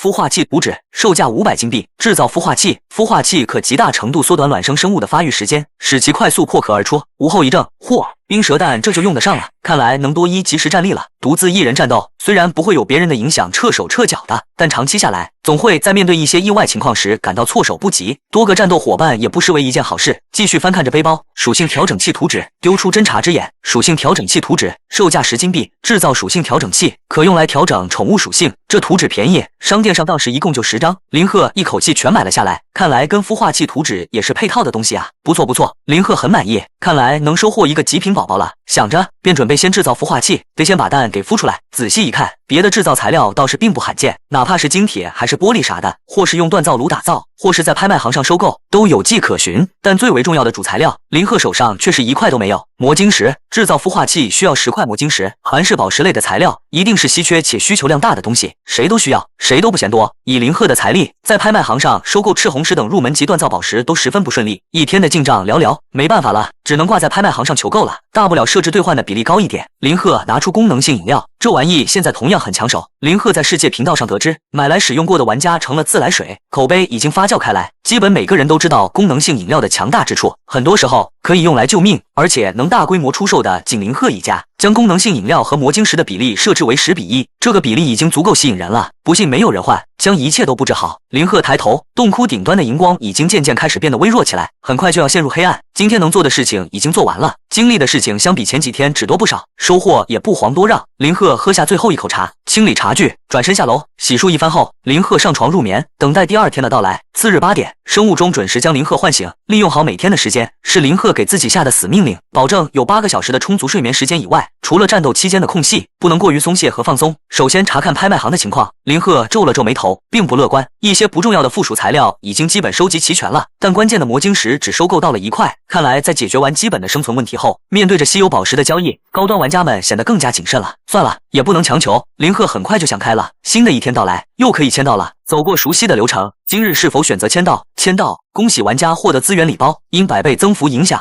资源礼包100。打开资源礼包，资源礼包已打开，恭喜玩家获得魔晶石碎片100，因100倍增幅影响，额外获得魔晶石碎片9900。宠物小青，魔晶石碎片。林鹤乐了，本来都不抱着短期内孵化冰蛇宝宝的期望了，结果这得来的还真不费功夫。林鹤将魔晶石碎片丢入锻造炉，看到系统的通知提示，100块魔晶石碎片能合成1块完整的魔晶石。锻造炉这坑爹玩意虽然将低级宝石锻造成高等级的成功率不高，但将碎片合成宝石的成功率还是杠杠的。1万枚魔晶石碎片，硬是合成出了100枚完整的宝石。看着背包里码得整整齐齐的魔晶石，林鹤喜不胜收，立即拿出孵化器图纸，是否制造孵化器？是。魔晶石瞬间少了10块，各类材料也消失了一小部分，图纸化作一团白光，落到了林鹤面前，出现了一个类似于圆形的太空舱的机械造物。林鹤控制着将其打开，孵化器表面的玻璃罩打开，从背包里拿出冰蛇蛋，放入孵化器内。孵化器内快速填充满了绿色的营养液，很快便传出细微的动静，开始孵化了。孵化器面板出现异形数据，孵化生物冰蛇，所需时间1小时，居然只要1小时。林鹤有些讶然，在那冰雪空间里，冰蛇怀孕至分娩都得数十年光景，正常孵化产崽所需的时间也绝对不会断到哪里去。用孵化器催生后，居然只要1小时，这只能归功于系统造物的神奇了。林鹤从背包里拿出松冠果种子，走进避难所侧院，用木料制造几个种植盆。林鹤准备种植一些松冠果。几天下来，第一次收获的那一批已经吃得差不多了，没有蔬菜瓜果的均衡，光吃肉腻得慌，哪怕再好吃也是一样。在系统的辅助下，种植过程变得比以往要简便一些。处理完毕，再整理一下背包和避难所自带的500个储物空间，1小时也就过去了。孵化器运作结束，吃。孵化器的缝隙里呲出白色的蒸汽，玻璃罩打开，林鹤冒出了一头的黑线，这玩意怎么跟个高压锅电饭煲似的？老子的冰蛇蛋不会被煮熟了吧？拼着被那条冰蛇拍成肉酱的风险，摸出俩蛋，要被做成菜了，可往哪哭去？林鹤急忙凑到孵化器前观察详情，咔嚓咔嚓，此刻冰蓝色的蛋壳上有一道裂纹，随着时间的推移，整个蛋壳逐渐皲裂，裂纹布满了整个蛋壳。最后一声脆响，一条青蓝相间的小蛇破出蛋壳，探出圆滚滚的头来。吱吱，你是蛇啊？怎么叫的跟老鼠似的？林鹤一脸便秘的看着他，但还是蛮可爱的。那么小小细细的一条蛇，短短的一节，通体天空蓝，澄澈的像水，鳞片通透的像一块块细小，温润的翡翠，滴溜溜浑圆的小眼珠盯着林鹤看，颜色苍翠碧绿，像是2块祖母绿，卖相确实挺好。摆到一些爱美的小姑娘面前，估计都会克服对蛇的恐惧，欢喜的不行。林鹤丢出一个洞察之眼，冰蛇，幼生期，体力15，力量17，敏捷20，智力8。注：冰蛇是强大的地窟生物，拥有着寒冰血脉，是天生的猎杀者，这属性确实很强啊。刚出生的冰蛇在属性上就全面超过了林鹤遇到过的第一只地窟生物野猪，极为恐怖的种族天赋。最突出的是敏捷，居然破了20点，相比林鹤的27点敏捷只差了7点，真是吓人。林鹤放心的将手伸到冰蛇面前，抚摸着它的头顶，它也不怕被咬。野猪皮甲给它提供了30点的防御力，冰蛇17点的力量值，连它的皮都咬不破。细腻冰凉的鳞片摸起来很舒服，小冰蛇也没有躲避，反而还用头顶蹭了蹭林鹤的手，蛇信子吐出，舔舐着林鹤的手心，表现出一副依赖和喜爱的模样。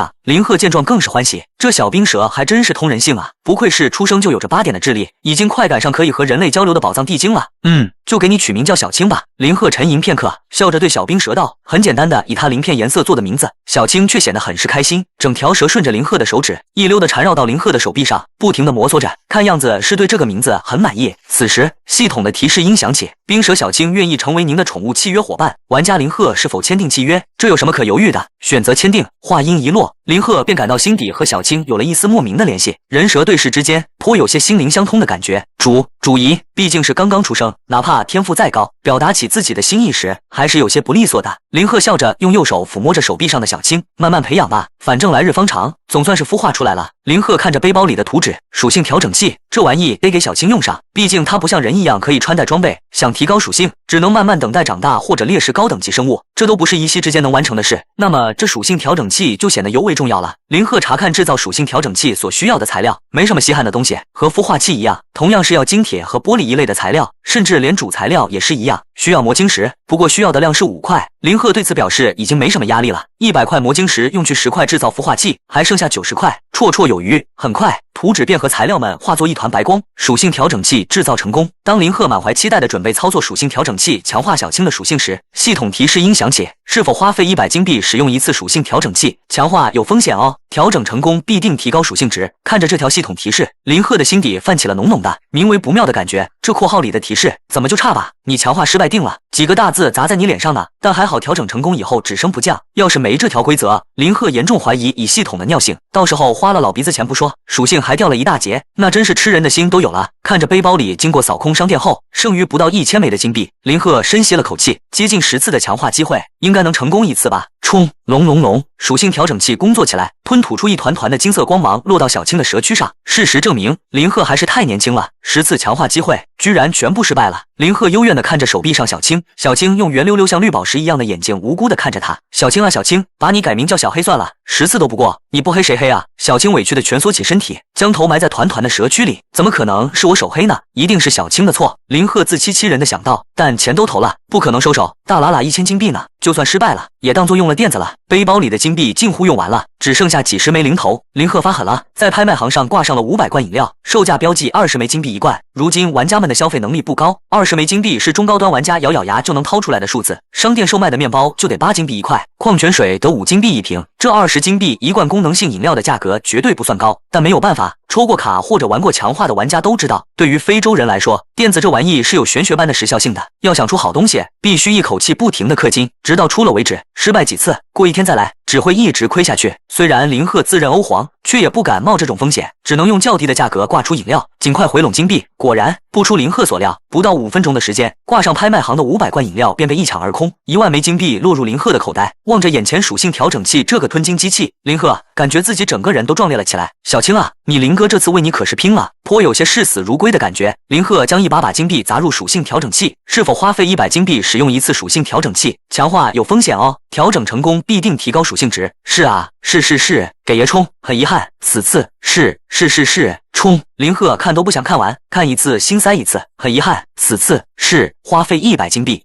属性调整器几乎以喷射的姿态，喷吐出的金光连成了一道光桥。小青被强化金光笼罩着，几乎变成了一条金蛇。看着背包里的金币如流水般逝去，林鹤的心情从可惜到心疼到心如刀割，最终变得麻木。看着小青一身金光，林鹤甚至出现了蛇跃龙门、渡入空门的幻觉，亏麻了。林鹤机械般的点击投入金币，直到一道不同的系统提示音如天籁般响起：恭喜您，属性调整器使用成功，玩家林鹤的宠物冰蛇小青属性得到强化。林鹤一愣，旋即狂喜得几乎要跳起来。马雷劈野，这无底洞居然填满了！小青身上的金光消散，浑身的鳞片更加的冰蓝水润通透。林鹤急忙观看小青的属性，体力、力量、智力都没变，这玩意不会只是坑钱骗人的吧？连敏捷也只是20。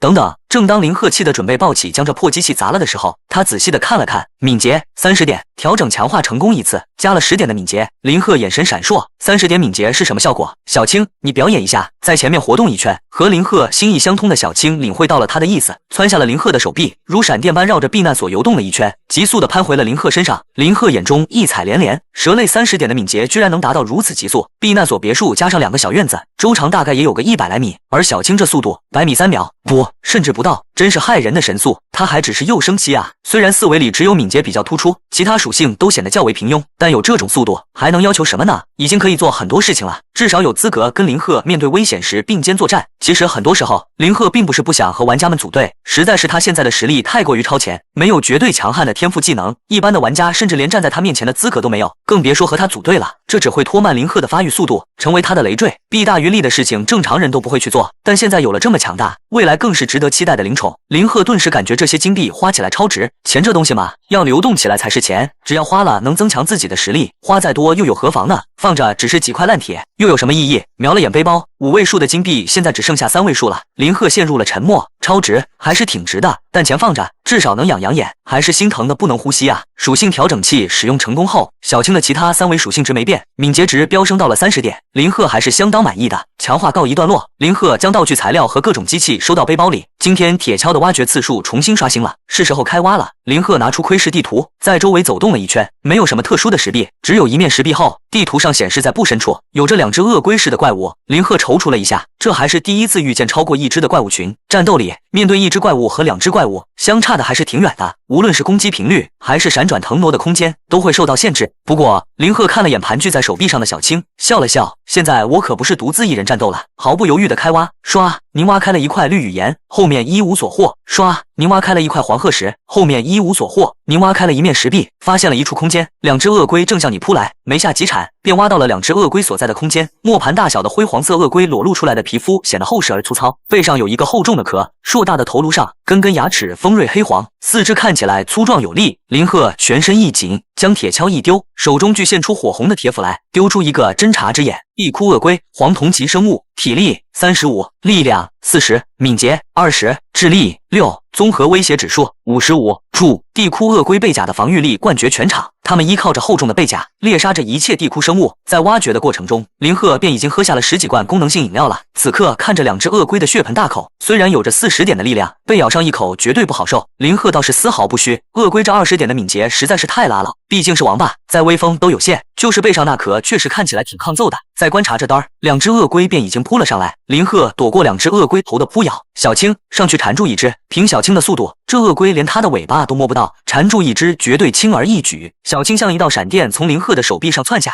飞身扑咬向其中一只鳄龟的一条腿。68，伤害有些可惜，17点的力量值被鳄龟本身厚实表皮的防御削减后造成的伤害不如人意。林鹤倒也不失望，反手将铁斧狠狠砍向另一只鳄龟的背甲上，这里最顺手，先试试它的成色。虽然它在铁斧的力量加成后也只有22点，但依靠武器本身的材质和镶嵌后的魔力特性造成的伤害还是值得期待的。当，像是砍在了钢铁上，林鹤感到双手一麻，铁斧被反震得高高荡起，20居然破不了防。林鹤甩了甩发麻的手臂，不愧是冠绝全场的防御力，这龟壳还真不是盖的，系统承不起我。他现在面对普通的黄铜级生物，基本已经能做到一斧头一个了。鳄龟这种4维畸形、防御力独强的生物，普通人还真有些无从下口。林鹤轻松躲过鳄龟爪子的挥击，反手向着他的头颅又是一斧头。鳄龟的敏捷值太低，攻击和移动的速度都很慢，但5只龟缩进龟壳的速度倒是快如闪电。嗖一下，林鹤的斧头便挥空了。鳄龟这种独特的猥琐对战模式，一时之间，林鹤用铁斧还真难以砍到它的肉身。退后几步，林鹤盯着鳄龟又缩进龟壳里。按理来说，在蓝星上的鳄龟是不会将5只收进壳里的，但地窟生物就是不能按常理计。沉吟了一会，将铁斧收起来，拿出弓箭，露出那么大的洞，不是等着被射吗？林鹤冷笑，弯弓搭箭，火红的流光爆射入鳄龟的龟壳里，直接命中鳄龟的头部。891，弱点伤害爆炸，鲜红的伤害值在鳄龟上空弹出。呜呼！林鹤吹了个口哨，我说嘛，哪有那么多像霸王鸡和冰雪空间那条冰蛇一样棘手的地窟生物？这阶段有林鹤这种装备和属性，应该能横扫一段时间才对。鳄龟痛苦的惨吼出来，左右为难，追又追不上，躲在龟壳里也会被爆头，已经死到临头了。林鹤没有手软，手中箭矢连发，弱点攻击下，林鹤22点的力量值往往能造成几倍的伤害，再高的体力和血量值也只能是个靶子，没有3、4箭，这只鳄龟便龟息了。另外一边，小青还在与另外一只鳄龟缠斗着，偶尔用锋利的蛇牙咬鳄龟一口，虽然伤害不高，却弄得鳄龟暴躁不已。林鹤摇摇头，毕竟是又生气的冰蛇，能和这种地窟老油条斗到这份上，已经是天赋异禀了。将强弓拉至满月，2、3箭结果了他的性命。将射出的箭矢回收，林鹤收拾起2只鳄龟的战利品。恭喜你获得鳄龟肉2，受100倍增幅影响，额外获得鳄龟肉198，还行吧。林鹤撇撇嘴，2只鳄龟都拿了个低保。都说甲鱼肉滋阴补肾，鳄龟应该也差不多吧。扶了扶腰，想到这茬，林鹤有些期待起来。出生以来没多久就战斗了一番，小青一定饿了，得好好犒劳一下他。林鹤兴致勃勃地从避难所的储物空间里取出烧烤架，取出几块鳄龟肉，一股的丢到烧烤架上，让它自动烤制起来。系统造物就是这个方便。林鹤叹了叹气，就是可惜没有煲汤的佐料，甲鱼就是得煲进汤才能完美的体现这个食材的优越。越性。越冬那边喜欢加山药、枸杞、天麻等药材调制，连续煲个3-4个小时，汤熬出来金黄浓稠，香气十足，甲鱼肉嫩的一抿嘴就能脱骨，弹牙爽滑。按他们那边的说法，吃完能打死老虎，晚上战斗个7-8次不成问题。一些地方喜欢加黄酒、虫草什么的，也各有风味。现在没有条件，烤着吃就烤着吃吧。林鹤安慰着自己，一边用个小木刷在烤架上的甲鱼、鳄龟肉上刷起宝藏地精给的调料，上次给的还挺多，够用蛮久的了。一边刷着，林鹤低头对盘在手臂上的小青炫耀道：“小青啊，跟着你，林哥我，你可有口福了。这倒是实话。整个地窟几10亿玩家，说到吃的宽裕丰富上，没谁能跟林鹤比。”小青似是听懂了林鹤的话，在林鹤手臂上不住地摩挲着，2颗宝石般的眼珠闪闪发亮，小舌头丝丝地吞吐着，对烤炉上的鳄龟肉很是期待的模样。林鹤得意地笑了笑，刚才他用侦察之眼看了鳄龟肉的属性，饱食度中规中矩，但系统标注着是不可多得的美食。经过那蜥蜴肉的洗礼，现在他对系统注释可是毫不怀疑，好吃就是好吃，难吃的食材林鹤也不会妄想着用自己的厨艺去挑战。没有等待多久，鳄龟肉便被烤得金黄剔透，油花滋滋作响，香味四溢到整个地窟空间。嚯！林鹤拈起一块鳄龟肉，伸到小青的面前，小青探头一咬，林鹤立即将手一缩，哎嘿，咬不着。林鹤坏笑起来，以前想养只宠物有个陪伴，但总是受限于生活条件和家庭上的不便，一直没能如愿。现在在地窟里倒是没有这个顾忌了，男孩子的快乐就是如此简单，一些小小的恶作剧就可以让他们乐很久。伸伸缩缩，小青来回咬了几口空气，整条蛇蔫了，小小的舌头缩进林鹤的衣袖里没露出来，一副气鼓鼓的样子。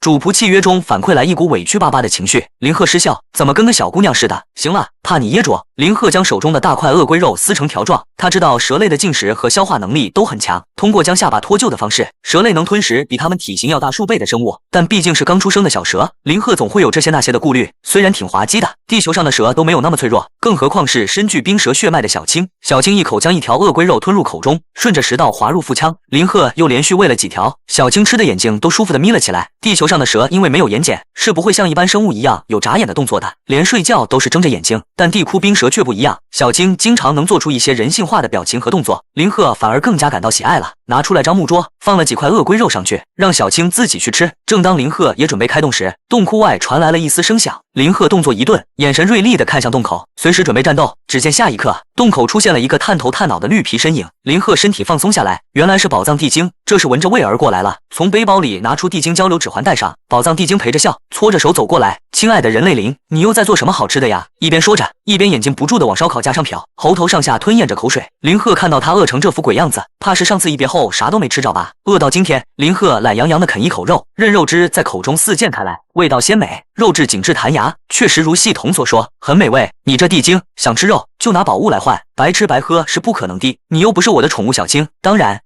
亲爱的灵，宝藏地精这才注意到桌子上小青的身影。这才多久，这人类便已经收服了一条蛇当宠物了。宝藏地精只看了小青一眼，全身鸡皮疙瘩就出来了。这绝对是上位种族，他在地窟里冒险探宝了这么多年月，面对着强力生物有着直觉般的敏锐，他聊以生存的敏捷，在这条看上去刚出生不久的冰蛇面前啥都不是，得罪了他绝对会被追上吃掉。宝藏地精的态度更加恭谨了起来，眼珠一转，心里便有了决断，从背后的大包裹里翻翻找找，掏出了一枚丹药似的东西。亲爱的灵，你看我用这个宝物是否能换取您的食物？林鹤来了点兴致，丢出侦察之眼，定睛一看，初级暴血丸，地窟生物食用后可小幅提升体力值，弱小的种族生物食用有极小的爆体的风险。哦，看上去还不错，这地精每次拿出来的都是好东西啊。地窟生物，林鹤心里一动，看来是给小青用的了。这宝藏地精还颇有几分眼色，普通的东西林鹤现在还真看不上，反而是小青能用上的东西很少见。今天那属性调整器可让他好好出了把血，而且冰蛇绝对算不上弱小的地窟种族，那条称霸冰雪空间的恐怖冰蛇林鹤仍然印象深刻，哪怕是刚出生的小青也不可能会有风险。在地窟里能增强实力的机会必须每一次都得把握好，看来这宝藏地精也是惜命。地精确实是低等生物，他自己不敢吃也是正常，跟你换了，这鳄龟肉让你吃个饱。林鹤拿过初级暴血丸，将小青召唤过来，小青伸出舌头一卷，便将其吞入腹中，等待着药力的生效。宝藏地精狂喜，早就忍耐不住了，扑到烧烤架面前，狼吞虎咽起来。慢点，跟饿死鬼投胎似的。林鹤嫌弃地说道，再次忍住杀怪夺宝的心思。这宝藏地精还真是宝藏，不知道还有多少好东西没拿出来。细水长流，林鹤催眠自己，这宝藏地精只要一直这么弱下去，就离不开能稳定提供肉食给他的林鹤，愿意好好沟通的人类。宝藏地精也就见过林鹤这么一个，几天下来，每个见到他的人都是喊打喊杀的，他连坑一波再溜的机会都没有，郁闷极了。有对比才有差距。宝藏的精算是把生计都放林鹤这里了。丁，您的宠物小青使用了初级暴血丸，体力值上升了8点，药力生效。小青的体型粗了一圈，鳞片变得更加碧蓝凛冽，隐隐闪烁着寒光，更威风和美丽了。体力值从15点上升到了23点，血量提升了800点，总量到达了2300多点。林鹤一喜，这初级暴血丸的效果不错啊。因为小青的体力值相对而言确实偏低，林鹤总是隐隐有些害怕，要是遇上一些力量大的危险生物，小青虽然敏捷值很高，但要是速度没有像对战鳄龟一样形成碾压般的优势，万一一不小心被击中，就会受到重伤，甚至被秒杀。他可不敢赌小青的鳞片防御力有多高。现在吃了这个暴血丸，体力值上升了1小节，林鹤算是放心了一些，看这个宝藏地精也更顺眼了一点。没过多久，宝藏地精便将烧烤架上的烤鳄龟肉吃了一大半，肚皮撑得溜圆，不住地打着饱嗝，连眼珠都撑得要翻起白眼来了。行了行了，吃不下就别吃了，下次再来吃也是一样的。林鹤劝解道，这货吃多了，撑死在这就得不偿失了。宝藏地精缓了口气，很快脸上就露出狡黠奸诈的笑容。嘿嘿，亲爱的林，不知道能否让我打包一些？不行，林鹤无情地拒绝了。一次交易归一次交易，下次饿了想再吃，就再拿东西来换。你那包裹那么大，够你吃一辈子的了。开玩笑，让你打包走了，下次再来交易要等到什么时候？一码归一码，这关乎实际利益的事情可不能宽松。这地精的秉性总是贪婪而索取无度的，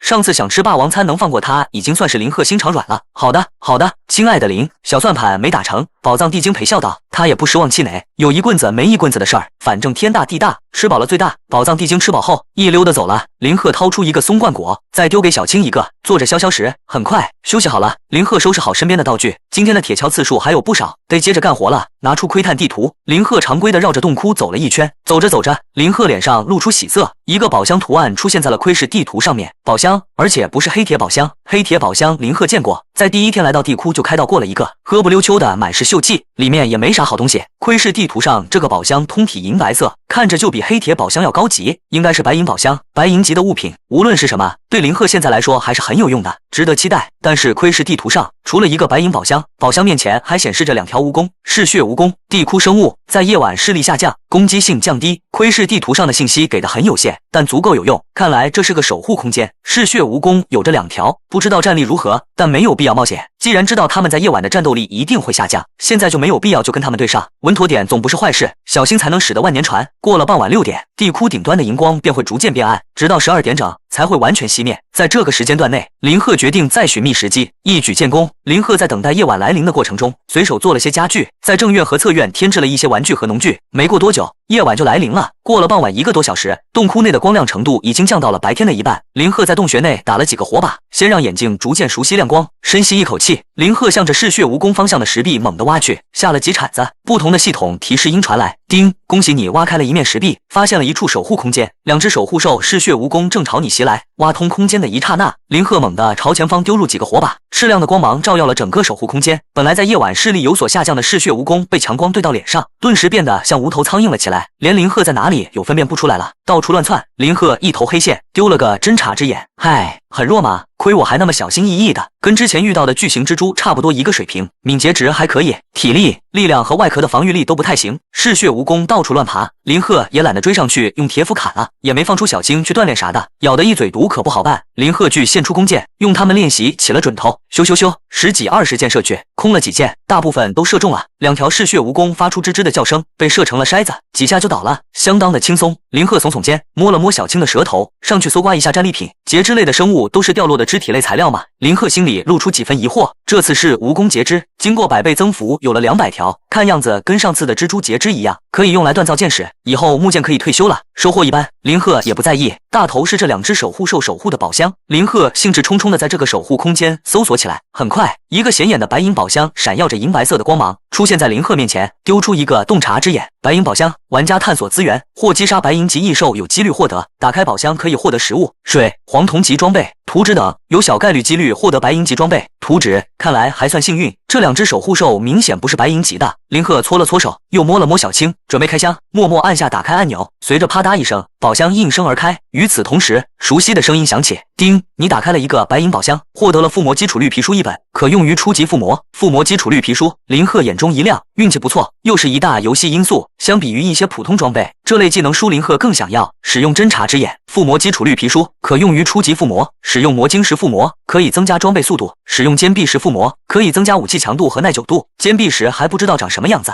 但是魔晶石，林鹤的背包里还有好几十颗呢。将拍卖行上收购到的一些魔晶石碎片再次锻造成魔晶石，林鹤将技能书一拍，这个附魔基础绿皮书便化作一道流光，涌遍了林鹤全身。这就学会了初级附魔。附魔和打孔镶嵌不一样，初级的镶嵌技能书只能让林鹤在装备上打一个孔，镶嵌一颗强化宝石。附魔则和镶嵌不冲突。林鹤拿出铁斧和魔晶石，是否使用魔晶石附魔武器铁斧？是。魔晶石渐渐融化成一道淡紫色的液体，流转在铁斧上。叮！恭喜玩家武器铁斧附魔成功，攻击速度加5。攻击速度加5是什么程度？林鹤抓着斧柄在空中挥舞了几下，斧头变得轻若无物。原本林鹤的力量值在加成过后，举着铁斧就已经不怎么费力了，现在手里跟握着空气一样，甚至有所过之。每次挥舞，仿佛都有一股无形的力在帮忙推动着，攻击速度比以前快了接近1倍，这就有点离谱了。林鹤大喜，魔晶石还有很多。林鹤拿出强攻来，接着附魔，同样是攻击速度加5的提升，拉开弓弦变得毫不费力起来，射出的弓矢快若闪电，搭建连射的效率比以往也快了接近1倍，几乎能达到一人成军射出箭雨的地步了。尝试着给箭矢附魔，失败了。林鹤也不失望，给野猪皮甲、野猪皮裤附魔，这倒是成功了。用去了2颗魔晶石后，系统传来提示：叮，恭喜玩家防具野猪套装附魔成功，敏捷加5，意外之喜，足足加了5点敏捷。本来林鹤的敏捷值在穿戴了白银级青灵之靴之后就已经高的离谱，达到了27点，现在破了30大关，来到了32点敏捷。没有试验自己的速度，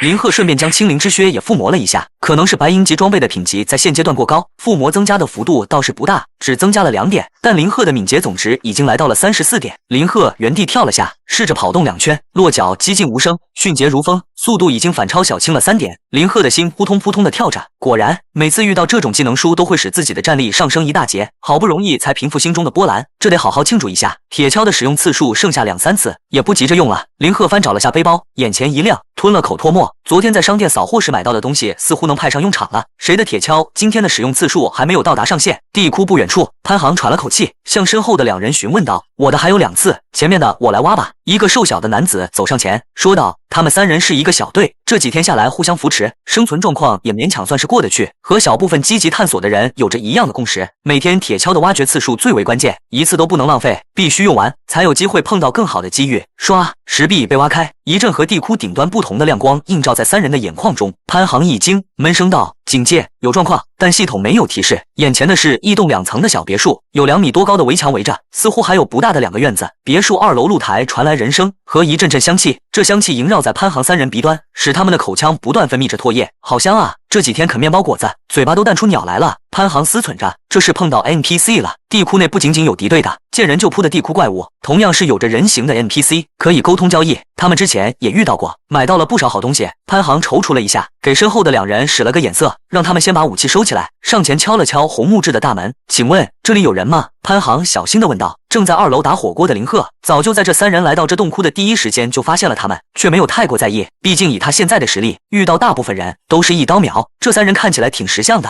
交流一下也不是坏事。门开了，进来左边有一道悬浮梯，从那里上来吧。这白银级避难所的大门，林鹤一念之间就能开启。那门锁只是摆设，有些规则化的味道了。潘航推开大门，带着队伍拘谨地走上了避难所2楼。上到2楼，眼前的是一个全身装备熠熠生辉的男子，正在端着碗大快朵颐。他面前的火锅咕噜咕噜的沸腾着，白雾升天，阵阵辛辣鲜香的气味弥漫四周。火锅边的小桌上有一条近手腕粗的碧蓝小蛇，鳞片寒光逼人，看着就很不好对付。这是个玩家，潘航心中一震，只有玩家穿戴的装备才可以控制着发出不同色泽的光芒。林鹤也没想着低调，有实力低调就如锦衣夜行，没什么意思。过来吃2口吧，远来是客，大家都不容易。林鹤抬抬手招呼道。这3人在门前就把武器收起来了，身上也没什么血腥气，至少看着挺会做人。当然，主要是对他没什么威胁。潘航3人的神态更显得恭谨，小心地坐到林鹤面前，试探着问道：“请问您是林鹤先生吗？”很有可能，一个人独行，有着如此华丽的装备，生活的还如此悠闲惬意，这种人他们就连听也只听过一个啊。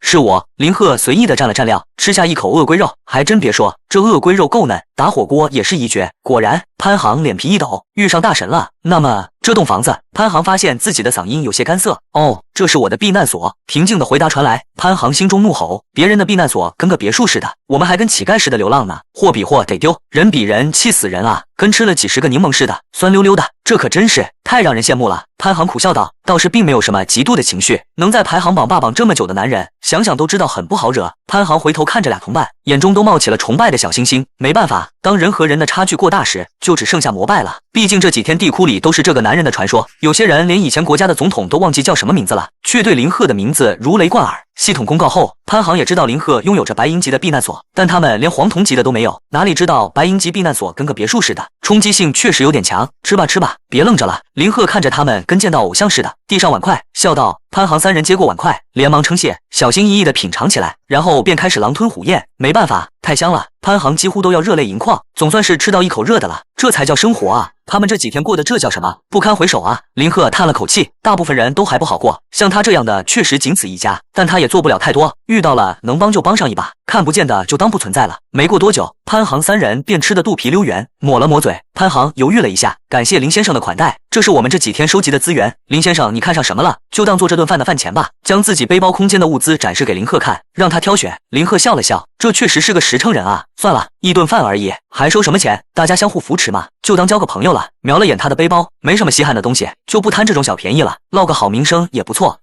那真是谢谢林先生了。潘航愣了愣，感激道：看看别人第一玩家，什么叫气量？这就是实力，人品都杠杠的。他们也在拍卖行上看到过肉食的交易，每次都让他们望而却步。现在能吃顿白饭，怎么能不感激呢？不知道林先生需不需要几个人手？我们几个平常可以帮林先生打下手什么的。别看我们这副样子，虽然跟您比是差太远了，但还是有点战斗力的。潘航尝试性的开口，要是能抱上这条大粗腿，以后可不用愁了。毕竟慕强是绝大多数人的本性，抱团跟随强者，在这危险的地窟内已经成为了很多人的最优选择。这是想当我小弟？林鹤笑了笑，但还是那句话，现在大部分人对于他都只是累赘而已，帮手有小青就已经足够了。看这三个人进来洞窟时，手上还提着最基础的石斧当做武器，身上也没有什么防具，也就潘航这个队长身上有件不知道是什么材质的皮甲，说明他们混的也就那样。说到跟林鹤互相扶持这个份上，还是差得有点远的。抱歉，你们跟我组队的话会很危险，死亡的几率很大，我可不能面面俱到的照顾到你们。林鹤说得很直白，这倒是实话，因为他现在有着窥视地图，在没有看到宝物的情况下，发现有怪物几乎都会上前猎杀。而对于一般的地窟玩家来说，平时抽奖式的挖掘中最不想遇到的就是地窟怪物，无论强弱都会有丧命的风险。万一一个脸黑，遇上个对付不了的，他和小青还能依靠着超高的敏捷值逃跑，这三个人可就顾不上了。潘航叹了叹气，都说到这份上了，他们也不敢舔着脸再要求什么，还是自己太弱了些。林先生还请了他们吃了顿大餐，别人已经人尽意志了。没关系，是我们太唐突了。潘航道：多谢林先生的款待，时候也不早了，我们小队的挖掘次数还没有用完，就先走一步了。林先生，我们来日方长，有缘再见。既然组队不成，总不能赖着不走吧。潘航拱了拱手，带着2个队员离开了避难所。林鹤用木料制作了根牙签，剔着牙看着三人的背影离开了洞窟，伸了个懒腰。好打交道的人也是有的，不是每个人见着都喊打喊杀，毕竟这环境才改变没几天，深根蒂固的和平年代的观念烙印还是很深。但随着时间的推移，恐怕以后遇到陌生人，刀剑相向的概率会越来越大吧。算了，想那么多干什么？林鹤将道具收到避难所空间里，吃饱了就干活。今天铁锹的挖掘次数还剩1点，拿出窥视地图，常规绕着洞窟走一圈。嗨，没好东西，不过这才是正常的，随随便便就能挖出装备、宝石什么的，玩家们的日子也不至于过得那么惨了。找了几个不是空的石壁，将铁锹最后几次挖掘次数用完，挖出来增幅后有几百个石块和木料。今天的挖掘进度算是结束了，外面洞窟顶端的荧光也越发暗淡起来，能见度越来越低。休息吧。林鹤重新走回避难所，洗漱后躺在主卧的床上，无聊的刷起世界频道，求救的信息少了很多，估计饿死了不少人。现在活着的都是至少敢举起铁锹的，人们都认清现况了，开始独自求生，这是个好的开始。人类的适应能力总是很强的，但最后能活下多少人，就得看个人的机缘造化了。刷着刷着，叮咚，私信的声音响起，林鹤精神一振，他设置了只有熟人或者有项珍稀武器、装备图纸、技能图纸一类的珍稀道具交易，系统才会有特殊的私信提醒。一般的材料交易是被他屏蔽了的，毕竟他现在名声在外，无聊的恶意骚扰的人太多，私信看不过来，一些有价值的交易信息不小心被忽略了，那可就亏大了。林鹤点开私信面板，玩家某某享用树木嫁接技术图纸1盒，您兑换黑荞麦面包100，是否同意？林鹤眉头一跳，这家伙匿名了，不过这不重要，树木嫁接技术图纸嘛，无纸类道具，而且听起来像是技能图纸，虽然不是战斗类技能，是生活方向的，技多不压身嘛。只要100块黑荞麦面包，这交易还算合理，没必要讨价还价了。这对于林鹤来说只是毛毛雨，换了吧。同意。很快，树木嫁接技术图纸便通过私信频道交易到了林鹤的背包里。林鹤拿出图纸，立即选择使用。系统的提示音响起，玩家林鹤使用树木嫁接技术图纸成功，解锁获得技能嫁接，技能效果灌入林鹤脑海。林鹤拿出种植盆和松灌木，使用技能嫁接，种植盆催生，种植盆里的松灌木以肉眼可见的速度开花结果。很快，一个种植盆内便结出了一颗松灌果，好大，快有3个拳头大小了，但只有1颗。林鹤有些讶然，结出来的松灌果晶莹剔透，带着粉红、看起来水润多汁，体型更是比林鹤前几天吃的大了1倍有余。扔出一个侦查之眼，林鹤查看果实介绍，大型松冠果1颗便可以解决正常人3天的饮食问题，很简易的介绍，怎么跟辟谷丹似的？林鹤有些惊喜，这玩意1颗就能吃饱，让人3天不饿，而且连水都不用喝了，在一些爆肝大佬眼里绝对是神器。省着点吃的话，可以1星期吃1颗，狗命生存时间有了极大的保障，是个不错的好东西。这嫁接技能还真挺有用。不过对于林鹤来说，这大型松冠果作用不是特别大，他现在吃喝不愁，肉和饮料可以吃一批扔一批，放到拍卖行上的话，应该可以卖出一个好价钱。林鹤将松冠果摘下，恭喜您获得大型松冠果1，受100倍增幅影响，额外获得松冠果99，都忘了有这茬了。将80颗松冠果放置到拍卖行上，自己留下20颗，就设置100枚金币1颗的售价吧，应该不离谱。在一些排行榜前段的玩家那边，应该还是有市场的。就在放上拍卖行的一刹那，80颗就瞬间被抢了1半多，金币哗啦啦的落到林鹤的背包里。果然有人意识到这玩意的实用性了，哪怕是一些战力很强的大佬，都不能保证每天都能填饱肚子，毕竟铁锹的挖掘得看脸，一天下来把次数用完都挖不出来食物的脸黑情况也不少见。就算遇到怪物能够成功猎杀，也不一定能够掉落肉食。这种情况下，为了生计，就只能将一些用不上的材料倒卖进商店，然后上拍卖行求购食物了。有这种类似辟谷的东西，也不怪得他们抢着购买。在林鹤思考这会儿，80颗大型松冠果被抢购一空，8000枚金币落入林鹤口袋。今天的商店又刷新了，虽然一眼看上去没有什么稀罕的道具，林鹤口袋饱饱，也不挑这挑那的，买，花钱如流水。林鹤眼都不眨一下，直到商店被一扫而空，林鹤才回头看背包里的物品，居然还有一张图纸，防毒面具图纸，效果如其名，防毒。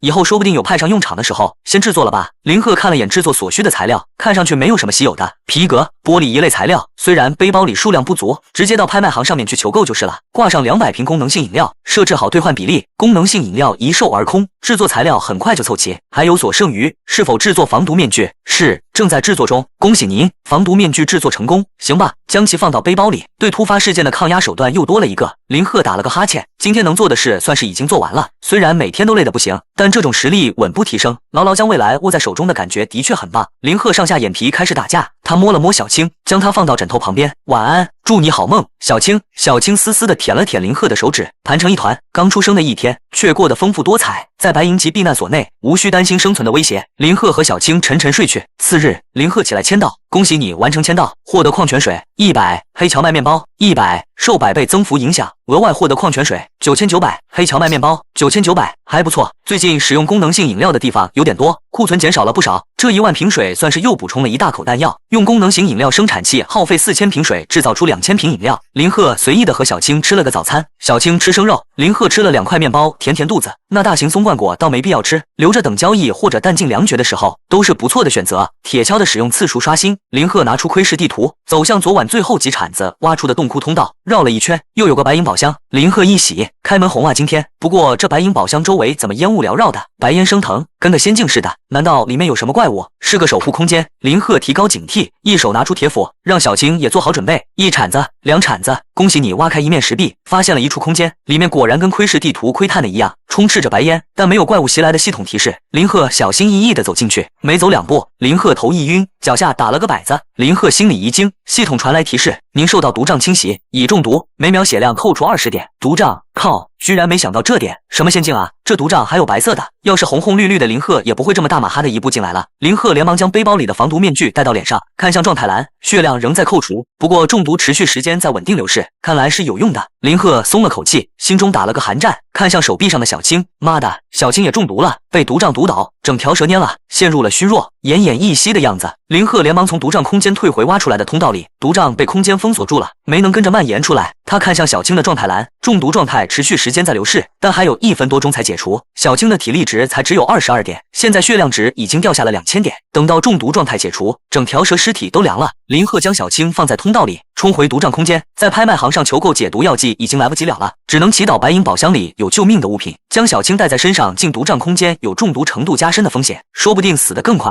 林鹤只能自己回去。白银宝箱很显眼，这个洞窟内也没有什么遮挡物，一眼就能看到。林鹤风一般的向他奔过去，急速形成的风压将沿途的毒瘴都卷开了。不到5秒钟，林鹤便来到白银宝箱面前，啪嗒一声，宝箱应声而开。还好这个空间没有什么守护生物，不然还得费一番手脚。现在时间就是生命，熟悉的系统提示音响起。叮！恭喜玩家打开白银宝箱，获得道具解毒药水图纸1、制毒药水图纸1。林鹤狂喜，果然天无绝人之路。看了眼解毒药水制作所需的材料，只要矿泉水和魔晶石碎片。昨天签到得来的魔晶石碎片没有全部合成魔晶石，还剩余有几块，正好用上。林鹤一边往洞窟通道走，一边操作着制作。叮！恭喜玩家制作成功，得到解毒药水1。白光闪过，一瓶翠绿的解毒药水出现在林鹤的手中，里面的液体随着林鹤身体的摇摆而震动着，粘稠的近乎成膏状，弥漫着生机勃勃的气息。东西应该没问题。林鹤3步并2步地奔到小青面前，将瓶塞打开，捧到小青嘴边。小青勉强抬头，将舌吻深入解毒药水里，没2口整瓶药水就见底了。林鹤连忙看向小青的状态栏，中毒状态已经消失了，血量剩下区200来点。林鹤松了口气，还好赶得及时，差点小青就嗝屁了。要是刚出生2天就夭折了，林鹤的心疼死。这毒让林鹤还能靠血后挺着，哪怕敞开肚皮喝功能型饮料也毒不死他。等等，功能性饮料。林鹤拿出一罐饮料来，拉开拉环，递到小青面前。小青，你尝尝。咕咚咕咚，体力值加1。妈的智障，原来这玩意对宠物也有用吗？林鹤一拍脑门，算是关心则乱了，还好没酿成大错。林鹤掏出2个松罐果，跟小青你一个我一个的吃起来。在饱食度接近满值的状态下，血量回复的速度也会更快些。等待血量回复的时候，林鹤查看起刚才开出的2张图纸，一张是解毒药水图纸，已经制作过1瓶解毒药水了；另一张是制毒药水图纸，误如其名，应该是用于荼毒或者给人下毒的道具药水。这制毒药水居然和解毒药水一样，是以矿泉水和魔晶石碎片为制作材料，那就不用愁了。林鹤随手制作了1瓶。叮！恭喜玩家制作成功，得到解毒药水1。剧毒药水出现在林鹤手中，瓶内的液体显透明状，跟普通的水看上去没有丝毫区别。不过林鹤可不敢小觑，丢出一个洞察之眼。剧毒药水，无色无味的透明状液体，具有剧毒，触碰者每秒扣除50点生命值，持续1分钟。林鹤眼皮一抖，这玩意碰到就得中毒，哪怕以林鹤现在24点的体力值，在不嗑饮料不解毒的情况下，吃满1分钟得扣除整整3000点生命值，绝对死得堂堂的。真是阴人杀怪的一道利器。又多制作了2瓶解毒药水和1瓶剧毒药水，以防不时之需。林鹤和小青的生命值也接近回复满值了。林鹤重新进入毒障空间，解毒药水还在发挥着作用，中毒状态没有再出现。林鹤拿出窥视地图窥探了一遍周围的石壁，只有一面石壁背后有着地窟生物。林鹤脸色一黑，咋又碰到蜘蛛了？跟上次遇到的巨型蜘蛛是一个品种，不过以林鹤如今的战力来看，这种黄铜级生物也是一刀秒的货色。算了，林鹤摇摇头，在地窟这种环境下，总得克服一下心理障碍。这种明显的心理短板，不知道什么时候就会要了他的命。拿起铁锹，朝着石壁挖去。叮！恭喜你挖开一面石壁，一只地窟巨型蜘蛛正朝你扑来，恶风袭来，浑身刚毛的巨型蜘蛛飞扑在空中。林鹤表情扭曲，手中铁斧狠狠劈去，哗啦，整只蜘蛛被开膛破肚，一斧两断，2458，惊人的伤害值跳动出来。巨型蜘蛛出场不到2秒钟，就直接被秒杀了。林鹤嫌弃地绕过他的尸体，远远的拾取战利品，仍旧是鸡肋般的甲壳，聊胜于无吧。走进蜘蛛生活的洞窟空间，里面密布着白色的蛛丝，四处观察一遍，林鹤隐隐约约听见洞窟上方传来微弱的呼救声。抬头望去，2个蛛丝裹着的大茧悬挂在洞窟顶端，人形的丝茧上露出2个一男一女的人头。此刻见到林鹤，跟见到救世主一样，不住地呼救着。2个好运的家伙，来晚5分钟，说不定就成了蜘蛛粪便了。林鹤拿出弓箭，将吊着的2人蛛丝射断，一一解救了下来。挂的不是很高，摔是摔不坏的，上前用斧头将裹着的丝茧割开，2人算是彻底挣脱开来。女人大概30来岁，正是熟妇的年龄，朱唇丹凤眼，妩媚多情的样子，身材像个丰满多汁的水蜜桃，润的捏一把就要出水了。此时被解救出来，勾人的眼睛湿润的带着媚意，软嗲嗲道：“谢谢林鹤先生救了我们，真是不知道该怎么感谢你才好呢。”林鹤眉头一挑，认出我来了，看着美熟妇时不时瞟向手臂上小青的目光，林鹤心中恍然，看来是潘航那帮人的锅。吃过一顿饭，就泄露出去他有小青这条宠物蛇的消息了。毕竟林鹤在地窟风头正盛，身边有什么新鲜事物，在世界频道上第一时间传开来，就几乎会弄得人尽皆知。林鹤倒是给自己打响了一道警钟，看来以后有什么底牌，必须得藏得再严实一些，轻易不能露白。能收服地窟生物当宠物的人，在当下绝对是凤毛麟角的。有这等漂亮的宠物蛇，除林鹤以外，更是别无他人。能认出他来，林鹤也就不感到奇怪了。没等林鹤说什么，眼前的美熟妇便手作扶额状，身体向林鹤倒来。哎呀，被那该死的蜘蛛捆了那么久，我的头好晕哦。说着，凹凸有致的身体便贴到林鹤身上，吐气如兰道：“这女人搞什么？林鹤蹙眉，虽然是个血气方刚20出头的小伙子，但林鹤也不至于当场就失态，定力还是有一些的。这位小姐，请你自重。林鹤淡然地推开这位美叔父，虽然长得还行，身材也还过得去，但他身上那股风尘的味道却怎么也掩盖不住。以前怕不是个卖报的。这位先生是你的丈夫吗？你这副样子可不太好。林鹤指向他身后坐在地上的男子，此时他正用一种怨毒的眼神看着林鹤和美叔父，居然一点感激的态度都没有吗？没有小爷我，你们就得盛这只蜘蛛的午餐了，是个不识时务的货色。该死，你这贱女人，居然敢背叛我！地上的男子应声咒骂道。看来这两人确实有一腿。美叔父看着男子，脸上满是轻蔑。这几天傍上的这个男人，还以为有多强，还不是个银样蜡枪头，连只蜘蛛都打不过，害得老娘差点跟着丧命，真是个没用的废物。美叔父转眼看向林鹤，眼中满是火热。排行榜第1的猛男，这条大腿抱上了，以后的日子还用愁吗？男子见状，眼中阴毒更甚，连林鹤都记恨了起来。林鹤沉默了一会，突然笑了。你看你们连把好武器都没有，怪不得连区区一只蜘蛛都打不过，我还有急事要办，不可能带着你们走，这把斧头就留给你们吧，它比我手上的只好不坏，面对刚才那只蜘蛛，也能像我一样轻松一刀秒杀。说着，林鹤便从背包里取出一把镶嵌了赤红石的石斧，递给地上的男子。男子听闻，眼中露出狂喜。没错，这个林鹤这么强，一定只是运气好，仗着装备的优势罢了。我也有的话，凭借着天赋，一定不比他差多少。而且看着林鹤靠得越来越近，白皙的脖颈近在眼前，他的背包里一定还有更多好东西。这种蠢货在陌生人面前还这么好心大意，这个社会可是很现实残酷的。像你这样的小绵羊，我不下手，也迟早白白便宜了别人。男子嘴角露出一丝狠厉狰狞的笑意。别怪我，要怪就怪你自己太天真。男子猛地伸手夺过斧头，反手劈向林鹤的脖子。像这种弱点处，一刀销手，有多少生命值都会被瞬间清空。正当男子幻想着一斧头秒杀林鹤，爆出一地装备时，斧刃砍在林鹤的脖子上，顿住了，竟是未能寸进，连皮都没有破。林鹤用一根手指抵住斧头，缓缓推开，站起身来，怜悯地看着颤抖的男子。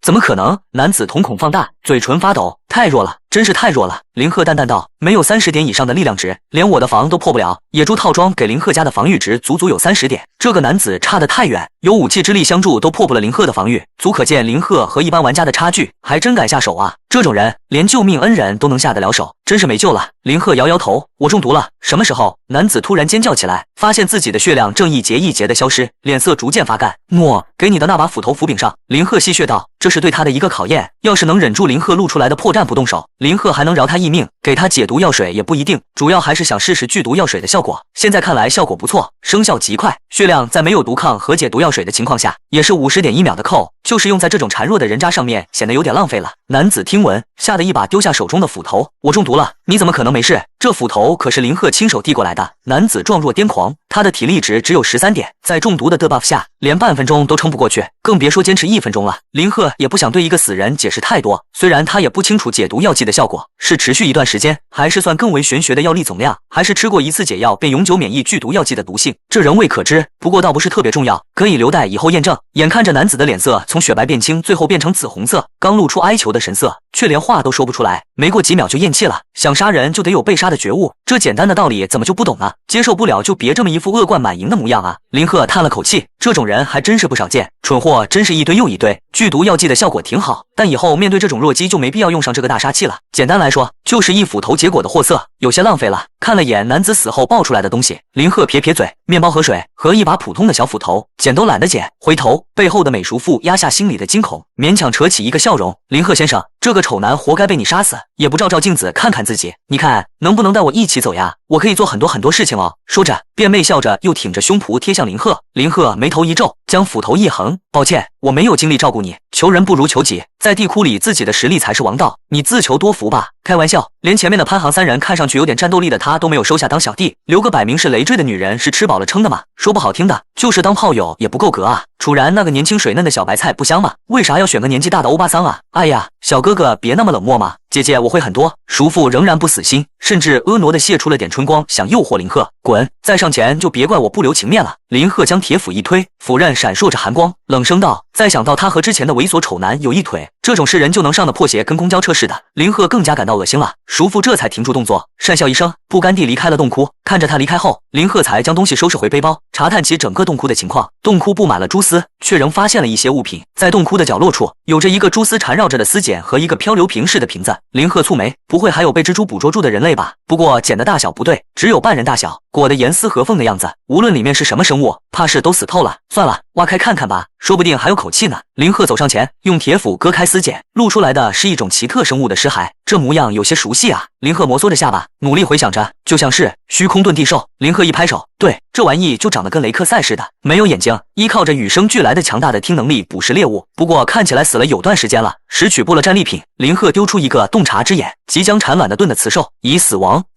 林鹤将盾的雌兽的尸骸翻了个面，它的腹部果然有不正常的隆起，即将产卵。林鹤思忖片刻，感觉值得一试，将盾的雌兽的腹部剖开，一个已然成型的蛋被林鹤小心翼翼地挖了出来。虽然听起来有些残忍，但把它放在里面，没有良好的孵化环境，最终也只会变成一个死蛋罢了。现在说不定还能抢救一下。林鹤从背包里取出孵化器，将遁地兽蛋放入孵化器内，玻璃罩合上，注满了营养液。系统提示音响起，叮，正在孵化中，孵化所需时长1小时。芜湖，果然有救，看来又能多一个宝宝了。林鹤喜悦地摩挲小青的舌头，小青一脸好奇地盯着孵化器，他就是从这里出来的，现在轮到他看着别人出生了，真是奇妙的体验，哪怕是大一天也要当大姐。小青的蛇尾可爱的上下摆动着，没有管小青的心理活动。林鹤看起另外一样物品，在洞窟的角落，除了发现了遁地雌兽的丝茧，还发现了一个漂流瓶，瓶内装着一张图纸。林鹤眼前一亮，将图纸取出打开，甩出一个洞察之眼，透视地图，可透视查询前方一个空间内的所有状况，一天限使用一次。怎么说呢？这透视地图好像跟手里的窥探地图有效果重叠的地方，但林鹤细细一想，窥探地图的优点是随取随用，缺点是无法探查到像冰雪空间似的特殊空间，也无法窥探到玩家的踪迹。遇到需要详细战前情报的时候，这个透视地图的价值才能体现出来，可以和窥探地图配合使用，是个不错的道具。林鹤满意的点点头，收起地图，再次将洞窟四周都查探了一遍，确保验过拔毛走不留空了。这时孵化器也孵化完毕了，呲，又是熟悉的蒸汽声响起，林鹤又差点没能忍住笑出声。每次孵化器工作完，喷出来的那股水蒸气都跟高压锅做好菜一个样，甩去脑海中多余的念头。林鹤看向孵化器内，淡紫色纹路的外壳已经开裂不少，随着裂纹不断增多，一个紫黑色的天牛状头颅破壳而出。靠，有点丑啊！林鹤和小青对视一眼，一人一蛇眼中都是满满的嫌弃。也许林鹤自己都不愿意承认，他确实是妥妥的一个颜控，宠物似主人形。刚出生不久的小青也被林鹤这颜档给带歪了，这卖相跟小青完全没法比。遁地兽一步步将蛋壳撕裂，整个身躯完全露了出来，背脊上有着反光，看上去就感觉很坚硬的甲壳，还带着锋利的黑色倒刺，上肢是2只大螯肢，可以剪断猎物，也可以用握拳挥击的方式攻击。2条粗壮的下肢一看就知道是刨洞的好手，这样一看好像还有点威风。此时刚出生的小遁地兽显得有些不安，在孵化器旁躁动着。林鹤走上前，向他发起了签订主宠契约的请求。小遁地兽犹豫了一会，便传来了同意签订成功的系统提示。林鹤摸了摸小遁地兽的头，他依恋地蹭了蹭林鹤的手。林鹤笑了笑，感情还是可以培养的嘛，就叫你小黑吧。咯不溜秋的小黑用奇特的叫声咕噜噜地回应着林鹤，似乎是对这名字很满意。点开属性面板，查看小黑的属性：遁地兽，雌性又生7，体力25，力量20，敏捷18，智力8。注：皮糙肉厚的地窟生物，擅长盾的突袭，正面作战也是一把好手。林鹤一喜，这面板属性有些好的吓人啊！同样是又生7，除了敏捷逊于小青不少，体力和力量都有所超越，再加上那看上去就刚硬、防御力十足的甲壳，是个肉盾和战士的好料子。林鹤越看小黑越觉得顺眼起来，这不是挺萌的吗？谁说丑的？是不是小青你？林鹤不要脸的甩锅给小青，颇显聪慧的小青蛇脸无语。我不是真的人，你是真的狗啊！你说我们要不要给小黑换个名字，叫他黑珍珠怎么样？林鹤还在絮絮叨叨着，小青干脆一头缩进了林鹤的袖子里，懒得听着不靠谱的主人发神经。最终小遁地兽还是摆脱不了叫小黑的命运，闹了一通，林鹤才收拾好又多一得力助手的喜悦。队伍越壮大，就意味着生活的越好，生存能力越强。林鹤拿出窥视地图，准备找好地方开挖。今天的挖掘次数还远远没有用完，走了一圈，发现一面石壁后不远处的空间有着一位类人生物，肯定不是玩家，只有地窟生物才会出现在地图上。林鹤踌躇了一下，决定使用刚刚获得的透视地图，正好试试效果。使用透视地图，选择使用的瞬间，林鹤面前的石壁瞬间透明，石壁后的空间清晰可见。这是一处沙漠空间，足球场大小，被不知名的力量席卷着，黄沙漫天飞舞。沙漠中矗立着一个2层楼高的巨人，好高！林鹤一惊，遵循着大便是墙的原理，这个沙漠巨人绝对不弱。沙漠巨人，白银级生物，体力69，力量62，敏捷30，智力10，综合威胁指数110。注：作为强大的白银级生物，沙漠巨人拥有着可怖的巨力和简单的智慧，但巨大的体型也同时限制了他的行动。林鹤一惊，跟上次遇到的霸王鸡是一个档次的白银级生物，甚至他的综合威胁指数比霸王鸡还要略高10点。不过林鹤今非昔比，比上次面对霸王鸡时强了何止一个档次，更有小青和小黑2大得力助手。林鹤仔细比对了双方的战力差距，已经有的一战了。林鹤掏出150瓶饮料，和小青、小黑各50持平的喝了起来。这个透视地图的作用在此刻便体现了出来。如果只有窥探地图，得知里面有怪物却不知确切实力的情况下，林鹤不会谨慎到这个地步。现在50瓶饮料下肚，体力上限暂时增加了50点，血量增加了5000点，大家免去了被秒杀的风险。林鹤朝前方挖去，刷，恭喜你挖开了一面石壁，发现了沙漠空间。一只沙漠巨人正朝你袭来，2层楼高的沙漠巨人有近6米，压迫感极强。林鹤身高堪到他的膝盖上方，像个小不点一样。30点敏捷值虽然和他自身比是短板，但已经远远超过了小黑，和小青持平，仅落后林鹤4点。小黑遁地，林鹤下令道：“小黑皮糙肉厚，但毕竟是幼生期，敏捷又不高，只能让他打游击，偶尔冒头吸引火力。”只见小黑2只粗壮的后螯肢舞成了2道残影，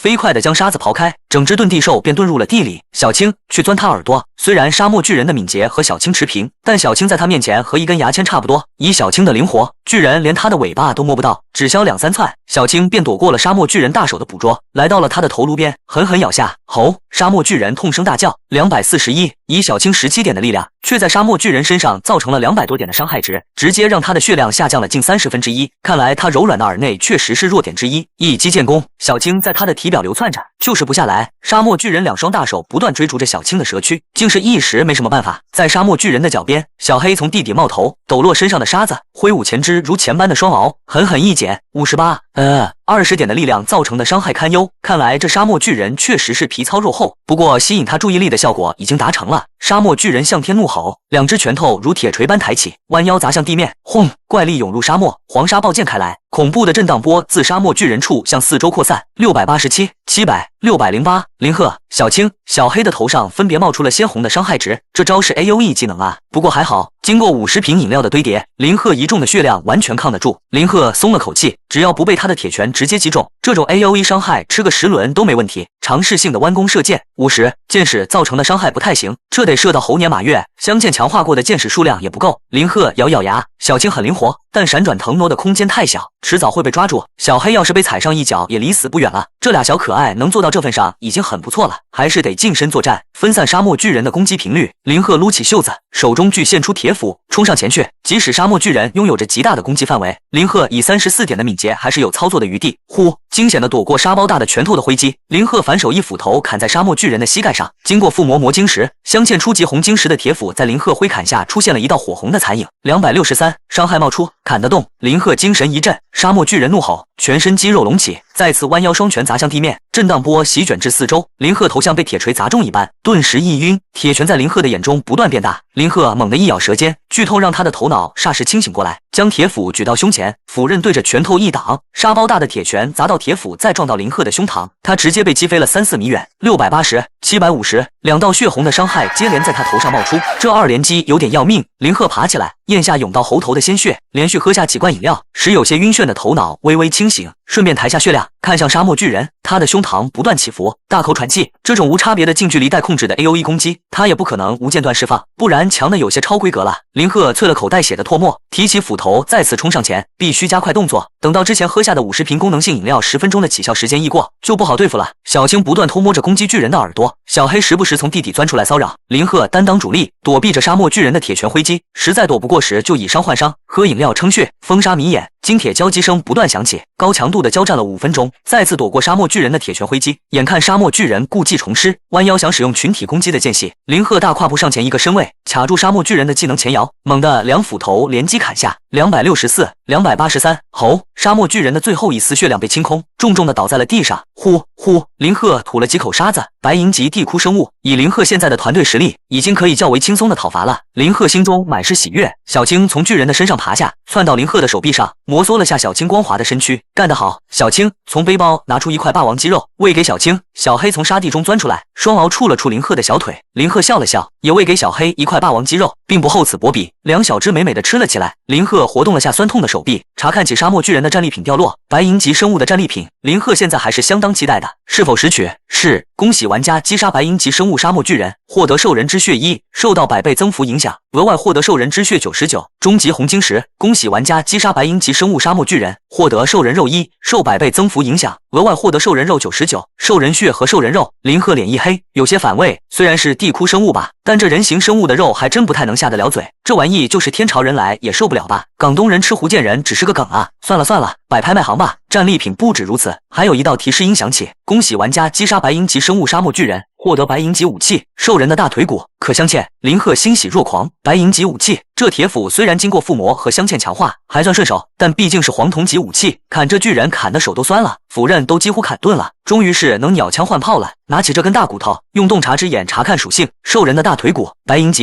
级生物沙漠巨人的大腿骨，比钢铁更坚硬，可镶嵌附魔强化，攻击力加250，加25点力量。林鹤惊喜至极，光是装备的裸属性就已经超越了附魔镶嵌后的铁斧整整15点，将兽人骨举过头顶，兽人骨在洞窟光芒的照射下映出了雪白晶莹的微光。初级红晶石在林鹤的背包里还有剩余，但白银级武器用初级红晶石有些跌份了，林鹤决定使用中级红晶石镶嵌，最大程度的发挥白银级武器的价值，那将要耗费海量的赤红石来升级强化了。10个赤红石有几率打造一个初级红晶石，10个初级红晶石打造一个中级红晶石。林鹤立马到拍卖行上求购，肉类暂且得留着吃，现在多了2张嘴，嗷嗷待哺，肉类消耗激增，矿泉水也得省着用，最近功能性饮料的消耗也挺大，剩下黑荞麦面包了，这玩意又硬又拉嗓子。林鹤平时吃的也不多，也就当早餐，签到得了不少，现在还剩下1万块多点，换个1万块吧，将黑荞麦面包和赤红石的兑换比例设置成10比1，1万块黑荞麦面包全挂上去，极大的兑换基数，超高的兑换比例，在全球数十亿人的市场里一时激起千层浪，数十亿人海纳百川的资源。赤红石这种低等级宝石有着不少存量，要是2-3块面包换1颗宝石，不少人可能不愿意换，但10块面包已经可以吃好几天了。没过多久，1万块黑荞麦面包便被一扫而空。食物资源本来并不值钱，换宝石理应是远远不够的，但在玩家们实力孱弱的前期，林鹤这种起飞到大气层的挂壁，就是能依靠资源的不对等获得更大的利益。没去管玩家们在世界频道的羡慕嫉妒恨，林鹤拿出锻造炉，看着背包里码的整整齐齐的1000枚赤红石，深吸了口气，也不知道够不够。要是脸黑到1000颗赤红石都锻造不出1颗中级红晶石，那就蛋疼了。搓了搓手，吹了口气，先投入100颗赤红石，点击锻造按钮，有一定的几率锻造失败，是否锻造？确认锻造。很遗憾，此次锻造失败，材料已销毁。很遗憾，此次锻造失败，材料已销毁。恭喜玩家锻造成功，获得初级红晶石3。林鹤摸了摸脸上的冷汗，露出一丝喜意。100颗赤红石打造出来3颗初级红晶石了，这次的运气看来还行。再接再厉，确认锻造。很遗憾，此次锻造失败，材料已销毁。很遗憾，此次锻造失败，材料已销毁。恭喜玩家锻造成功，获得初级红晶石1。林鹤脸色一黑，奶奶的，是错觉，狗系统果然不会那么好心。接着冲，确认锻造。很遗憾，此次锻造失败，材料已销毁。很遗憾，此次锻造失败，材料已销毁。恭喜玩家锻造成功，获得初级红晶石1。冲！最终1000颗赤红石消耗殆尽，获得了11颗初级红晶石。林鹤的脸色有些难看，这只够2次锻造一回，也不知道能不能成功。按照锻造炉的尿性，将10颗初级红晶石放到锻造炉内，10颗初级红晶石可锻造为1颗中级红晶石。是否选择锻造？怎么没有失败几率提醒？林鹤有些疑惑，好像看到了希望的曙光，尝试性的选择锻造。锻造中，恭喜玩家锻造成功，获得中级红晶石1。芜湖！林鹤兴奋的几乎要跳起来，本来以为没有希望了，没想到居然一次成功了。难道赤红石锻造为初级红晶石是洗去铅华、酿成质变最关键的一环？初级红晶石锻造成中级就没那么困难了，也没有多余的宝石和资源去试验了，直接将兽人骨打孔后，选择镶嵌，镶嵌中级红晶石中。叮！恭喜玩家白银级武器兽人的大腿骨镶嵌成功，火属性加150，攻击力加100。变态！林鹤只能用变态来形容镶嵌强化后的兽人骨，不愧是白银级武器和中级强化宝石，两两相加，足足给林鹤增加了50点力量。这意味着他的力量总值来到了62点，哪怕是普通攻击，每一次挥击都能至少造成600点的伤害。要是再次遇见那个沙漠巨人，估计林鹤一个人就能单刷，而且应该并不费力，击打到弱点，说不定能秒杀。就算不能，也就是加多2-3棒子的事情。拿出魔晶石，魔晶石还有不少存量，是否使用魔晶石附魔白银级武器兽人的大腿骨？是。魔晶石渐渐融化成一道淡紫色的液体，流转在兽人骨上。叮！恭喜玩家白银级武器兽人的大腿骨附魔成功，敏捷加1。在镶嵌完中级红晶石后，变得血红的兽人骨带上了一丝紫意。林鹤挥动几下，变得更轻了，负重减少，敏捷变相上升了1点。林鹤的敏捷来到了35点，虽然增加幅度没有附魔在黄铜级武器上面高，但已经是意外之喜了。这下算是真正的鸟枪换炮，林鹤非常满意。走到离小青和小黑稍远一点，林鹤举起手中的兽人骨，朝地上狠狠一砸，砰！黄沙爆溅开来，一个半人高的大坑出现在兽人棒骨下。林鹤在坑底放声大笑：“谁能挡我？”小青和小黑感受到主人激昂的情绪，跟着在原地舞动起来。没过多久，林鹤收起心中的喜悦，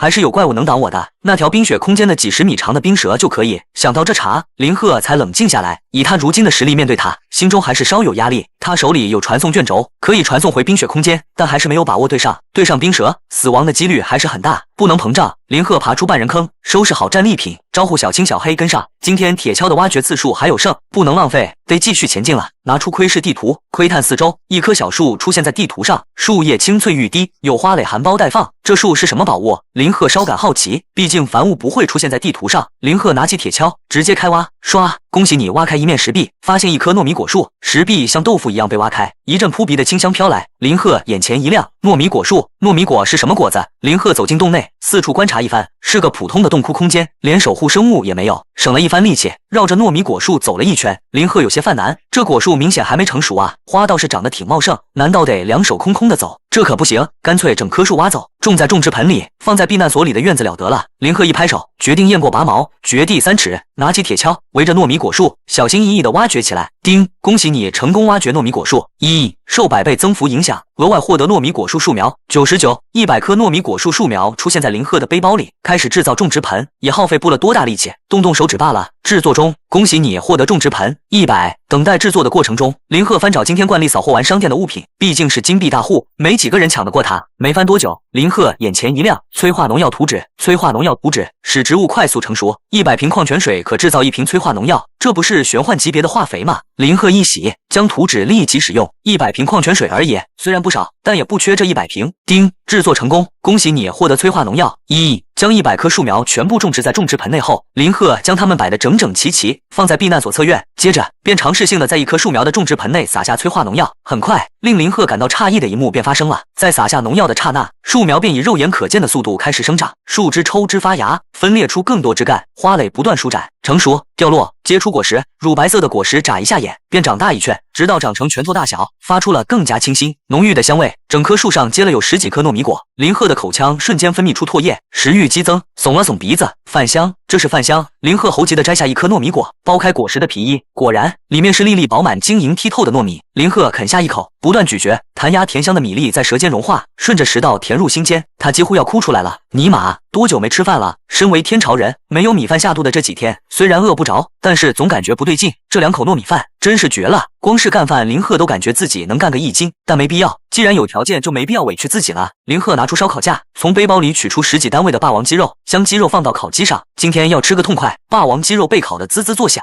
冒出金黄色的油花，很快就熟了。林鹤制作了一个大木碗，将糯米饭放入碗里，又摘下一个糯米果，将碗塞满，将烤好的鸡肉铺到碗上，看着金黄的肉汁沿着缝隙浸润了米饭，林鹤咽了口唾液，大口大口地扒起饭来，时不时大啃一口鸡肉，焦香嫩滑的鸡肉配合上糯米饭，真是绝配。林鹤吃得快要把舌头吞下去了，这才叫生活啊！这一碗香味四溢的鸡排饭，让他找回了以前的感觉。一旁的小青和小黑馋得不停弓着林鹤的裤脚，我们也想吃。林鹤低头看去，勉强吞咽，蠕动着嗓子，含糊地笑道：“放心放心，少不了你们俩馋鬼的。”摘下几颗糯米果，铺上几块厚重多汁的霸王鸡肉，放到饭桌上。小青和小黑痛快地吃起来，吭哧吭哧，一时洞窟空间里便只剩干饭和炉火啪嗒作响的声音。林鹤吃得正爽，手指上佩戴的地精交流指环微微一热，一道熟悉的声音从洞口传来：“亲爱的林，你们又在做什么好吃的？”宝藏地精闻香而来，就算是有着地精交流指环的定位，这鬼地精每次来的也都太及时了吧。林鹤嘴里包着饭，瞥了他一眼，没有理他。亲爱的林，快让我也吃一口。宝藏地精急急忙忙地跑到跟前，伸长了脖子，眼睛都要凸出来了，哎，口水要流出来了，缩回去缩回去。林鹤嫌弃道：“这鬼地精形象这么差，也特倒胃口了。”眼睛一转，起了逗弄的心思，这次可是连我都觉得好吃的东西，就这么点，可不能给你。此乃谎言。且不说这棵树上还有不少糯米果，院子里那100棵糯米果树可摆着呢，用催化农药一撒就成熟了，要多少有多少。宝藏地精急了，竟然赖在地上打起滚来。不行不行，亲爱的林，你可不能这样子对你的好朋友地精。打了好一会，见林鹤不松口，感觉意会到了些什么。我明白了林，还是老规矩，我用这个跟你交换，你看可以吗？说着，宝藏的精从带来的大包裹里掏出来一个物件。亲爱的林，我用这颗初级暴血珠来跟你交换，这可是我最近才得到的好东西，你又有了一个新的宠物，这枚暴血珠一定对你很重要。看着宝藏地精伸手递出初级暴血珠后那副痛不欲生的模样，林鹤有些鄙视，这地精演技还就那个逼真，搞得真跟忍痛割爱似的。伸出的手颤抖着，另一只手捂住眼睛，忍不住张开手指看一眼，缩回手去又看一眼，最后做出一副狠狠心扭头不看的模样。奶奶的，肯定是他怕爆体变成地精渣的风险，自己不敢吃，才拿来跟老子交换的。不过算了，这玩意对小黑确实有用。宝藏地精拿出来的东西还算挠到了林鹤的痒处，横竖不过是些霸王肌肉，虽然是白银级生物的肉，也只是食物罢了，跟他换是怎么都不亏的。林鹤接过朱砂色的初级暴血珠，摘下一颗糯米果，拈起几块烤好的霸王肌肉，示意宝藏地精尽管吃，吃不饱的自己摘自己拿，一次交易就算是达成了。这边宝藏地精欣喜若狂的猛啃着，另一边林鹤将初级暴血珠喂给小黑，小黑抬头囫囵的将初级暴血珠吞下后，过了接近半分钟，整只小兽原地缩成了一团，紫黑的身躯有节奏的随着呼吸律动起来。叮，您的宠物小黑使用了初级暴血珠，敏捷值上升了8点，药力生效，系统传来提示音。林鹤眉头一跳，这次的暴血珠给小黑增加了足足8点敏捷，敏捷总值来到了26点，这是不小的增幅。上次小青是加成在了体力上面，也是8点的增幅。难道这个初级暴血珠是按照不同生物的薄弱属性来加成的？这样看来，它的价值比想象中还要高不少。林鹤满意的点点头，这宝藏地精虽然贪婪狡诈，但每次交换到的宝物对于他来说还是很珍贵和实用的。小黑食用暴血珠强化成功后，四肢螯肢变得更加粗壮和锐利，紫黑色的甲壳也变得更深邃和厚重起来。咔咔，小黑仰天愉快地叫了一声，挥舞着2只前爪，一会拍打摩擦一下，似乎是对自己现在的样子很满意。茶足饭饱后，林鹤赶走贼心不死又想打包的地精，烧烤炉里的火灭了，烤架上的10几单位霸王鸡肉被一卷而空，催熟的糯米果树上的糯米果也被4个饭桶吃得一干二净，地窟顶端的荧光已经趋近于灰暗，时间已经来到了晚上。在用铁锹挖出那颗糯米果树后，铁锹的使用次数已经全部用完了。既然如此，那就洗洗睡吧。林鹤伸了个懒腰，将餐后的用具都收拾了一遍，带着小青和今天刚出生的小黑进入避难所主卧，逐渐沉入梦乡。次日7点，生物钟准时将林鹤唤醒。嘶嘶，咔咔，床边的小青和小黑也不知道什么时候醒了，向睡眼朦胧的林鹤打了声招呼。林鹤揉了揉眼睛，走向卫生间，感受着脚边2只小可爱的动静，感觉有些温馨，这才有点生活的感觉。前几天一个人睡醒，起来时总会有些孤寂，人总是群体生物，需要陪伴的，哪怕再喜欢独自生活的人，在离开社会后也会相当不适应。就像林鹤之前看过的《鲁滨逊漂流记》，哪怕是如此坚毅的鲁滨逊，也需要猫、狗和羊们的陪伴，甚至在他驯服那名叫星期五的野人后，一度激动的不能自己。林鹤现在算是体会到了一丝他当时的心境。洗漱完，甩甩头，将多余的想法抛到脑后。虽然目前他的处境还算不错，但软弱的心态不能一直保持着，毕竟仍然深陷这个末日生存游戏里，时刻谨慎，步步为营才是第一要务。林鹤一边和俩宠物吃着早餐，一边开始今天的签到。叮，恭喜玩家林鹤签到成功，获得辣椒苗1，受100倍增幅影响，额外获得辣椒苗99。林鹤眼中一亮，辣椒苗这2天是农作物大丰收啊！虽然今天的签到不是特别让他惊喜，但也是不错的收获。辣椒能够驱寒提鲜增香，是非常棒的调料，好这口的人更是一顿都不能少。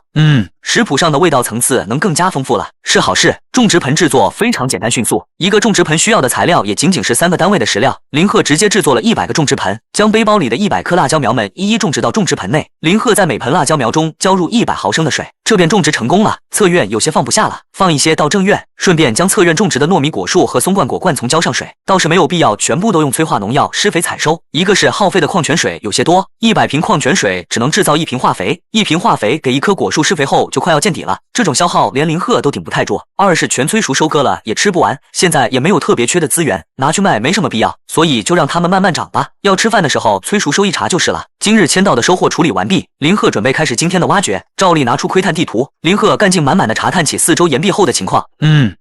黄金宝箱，金黄色的宝箱出现在窥探地图上，快亮瞎了林鹤的眼睛。宝箱前方有着一只全身火红色、半人高、软泥怪一样的怪物，软泥怪只有2只眼睛和一个口气，红黄色的岩浆在全身流动着，看来这就是黄金宝箱空间的守护生物了。这种宝物的守护生物一定不会弱到哪里去。林鹤心里凝重，拿出透视地图，看来不能节省啊。虽然只是1天刚开始的探索，但是透视地图1天1次的使用次数不能节省啊，毕竟是黄金宝箱，必须要有万无一失的把握。阴沟里翻船就搞笑了，使用透视地图，石壁变得透明，后面的景象一览无遗，是一个火山岩洞式的洞窟地形，地面流淌着一条条岩浆小河，宝箱在岩洞的正中央，那只软泥怪在最大的那条岩浆主干河边，守护着黄金宝箱。林鹤立马对软泥怪使用洞察之眼，洞察之眼只能对肉眼观察到的生物和物品进行鉴定，和透视地图简直就是绝配。岩浆怪，白银级生物，体力66，力量30，敏捷30，智力68。注：岩浆怪黄金宝箱的守护生物，它极高的智力值意味着它拥有着超高的法术攻击力，它会以喷吐毒气的方式攻击一切敢于窥探黄金宝箱的生物。洞察之眼给的信息很详细，林鹤无悲无喜，体力敏三维倒是中规中矩，像是白银级生物的属性也有一定的短板。这智力这么高的地窟生物还是第一次见。林鹤看了看自己可怜的11点智力，有些腹诽，看来要推翻之前的猜测了。此智力非彼智力，不能一概而论，可以近身作战了。他的力量值和林鹤野猪套装的30点防御总值一致，也就是堪堪破甲。不值一提，这毒气的法术攻击倒是值得提防。不过他恰巧有反制的手段。林鹤掏出防毒面罩，虽然肯定不能完全免疫毒气，但应该多多少少都会有一些作用吧。先灌上50罐功能性饮料再说。咕咚咕咚，林鹤大口饮着，给小青也丢去10罐，这是给他一次容错的机会。小黑就不用了，一是血厚，二是他会遁地，在地下总受不到毒气的侵袭吧。这软泥怪又不是像沙漠巨人一样有极高的力量值，会无差别的震荡波 AOE 攻击。戴上防毒面罩，将一切准备妥当，林鹤提起铁锹朝石壁挖去，唰叮，恭喜你挖开一面石壁，发现一处岩浆空间，一只岩浆怪正朝你袭来，炽热的空气涌入口鼻，带着浓浓的硫磺的气息。岩浆空间内温度奇高，林鹤手中俱现出兽人骨，大踏步朝岩浆怪冲去。小黑直接遁地，小青绕了个圈，也向岩浆怪急速爬行而去。速战速决，噜噜噜！岩浆怪发出难听奇异的叫声，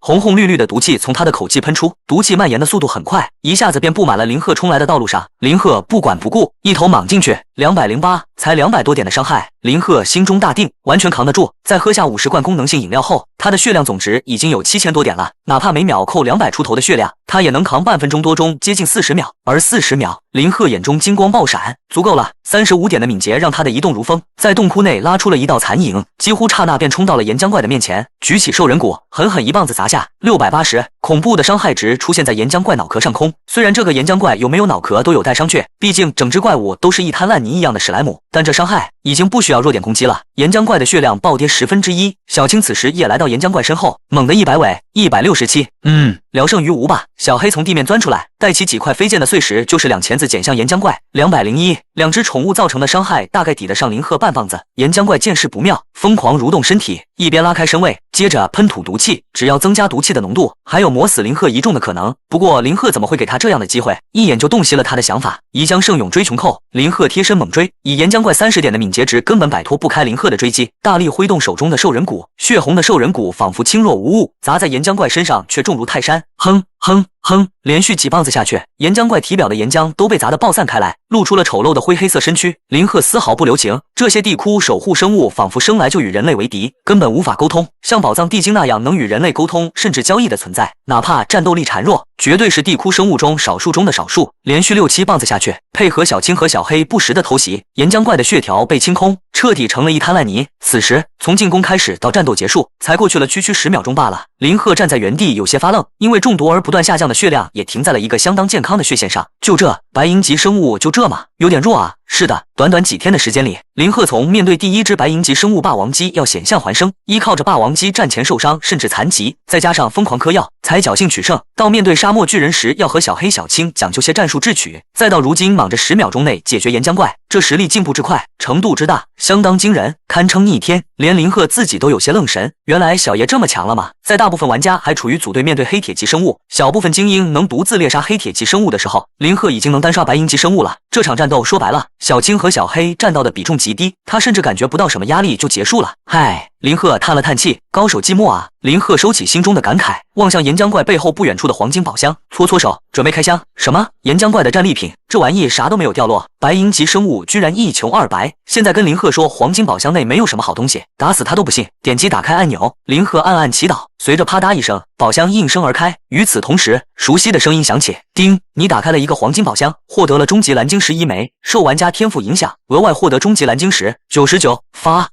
发了终极蓝晶石。林鹤的心脏疯狂跳动，他知道锻造出一颗终极红晶石有多困难，要耗费多么大的资源量，那可是连林鹤都要心疼的巨量资源。现在一次性入袋100颗终极蓝晶石，在相当长的一段时间内，防具的镶嵌强化不用愁了。林鹤感觉有些缺氧，脱下氧气，哦不对，脱下防毒面罩在脸旁边不断扇风散热，真不愧是黄金宝箱。但让林鹤更加惊喜的是，系统的语音播报提示还没有结束，黄金宝箱内还有宝物，你获得了特殊物品冰箱兑换券1，冰糕制作图纸1，以及附赠的10根冰糕。后面的物品倒是没有触发100倍增幅，不知道是因为特殊物品和图纸不在增幅范围内，还是什么原因。这5S 级的天赋还有待以后开发研究，但林鹤现在已经相当满意这个黄金宝箱的收获了。光是那100颗终极蓝晶石就值他黄金宝箱4个字的逼格。当然，这只是对于林鹤而言是这样，要是在别人手里开出来，也只是区1颗终极宝石和几样零散的宝物，100倍增幅的天赋就是香啊！可以预见的是，越到后期这个天赋越是逆天，一些珍稀物品的获取和使用，在林鹤这里会变得相当轻松随意，直接将身上的野猪套装脱下来，用2颗终极蓝晶石进行镶嵌。是否镶嵌？是。林鹤口袋饱饱，就是硬气。叮！恭喜玩家镶嵌成功，野猪套装整体防御力加50，野猪皮衣裤上光泽变成了深蓝色，流转不息，像是一条条碧蓝的丝绸，极具质感。林鹤抚摸着，感受套装上面传来一阵阵清凉的温度。点开属性查看，野猪皮衣穿戴后可加1200点生命值，野猪皮裤穿戴后可加1100点生命值，套装属性激活，额外加600生命值。林鹤大喜，原先的野猪套装只加1300点生命值，也就是13点体力，现在直接加了2900点生命值，体力总值直接破了50大关，也就是说生命总值足足有5000多点。血变后了并不是最关键的，血量这玩意一定程度上可以用大量的功能型饮料来代替，但这50点防御力1加直接让林鹤的抗打击能力大幅提升，这意味着力量没到50点的个体单位，连他的防都破不了。也就是说，没有规则性的技能和攻击，林鹤已经可以顶着枪林弹雨上前与大部分敌人搏斗了，人数优势在他面前将荡然无存。就是有些可惜，这个野猪套装只是黄铜级的装备，要是能搞到一套白银级的防具，林鹤的体力值破60点大关怕是轻轻松松的事情。林鹤轻笑了笑，还有什么可不满足的呢？哪怕是对于他来说，白银级装备在现阶段仍然是可遇不可求的事情，看缘分吧，实力到了，装备还会远吗？以战养战，林鹤只会愈来愈强。装备镶嵌完了，林鹤将野猪套装穿上，打量起黄金宝箱剩下开出的道具，这附赠的10根冰糕有啥用？只是用来当零食，那怎么还附带着制作图纸？黄金宝箱放着玩意在里面，不会显得跌份吗？林鹤瞎想着，取出2根，丢出一个洞察之眼。冰糕，清甜、冰凉、美味的冰糕，食用后可减少1秒技能 CD， 减技能 CD。林鹤一愣，还有这种道具？林鹤点开自己的属性面板，每日签到的24小时倒计时不断流逝，20、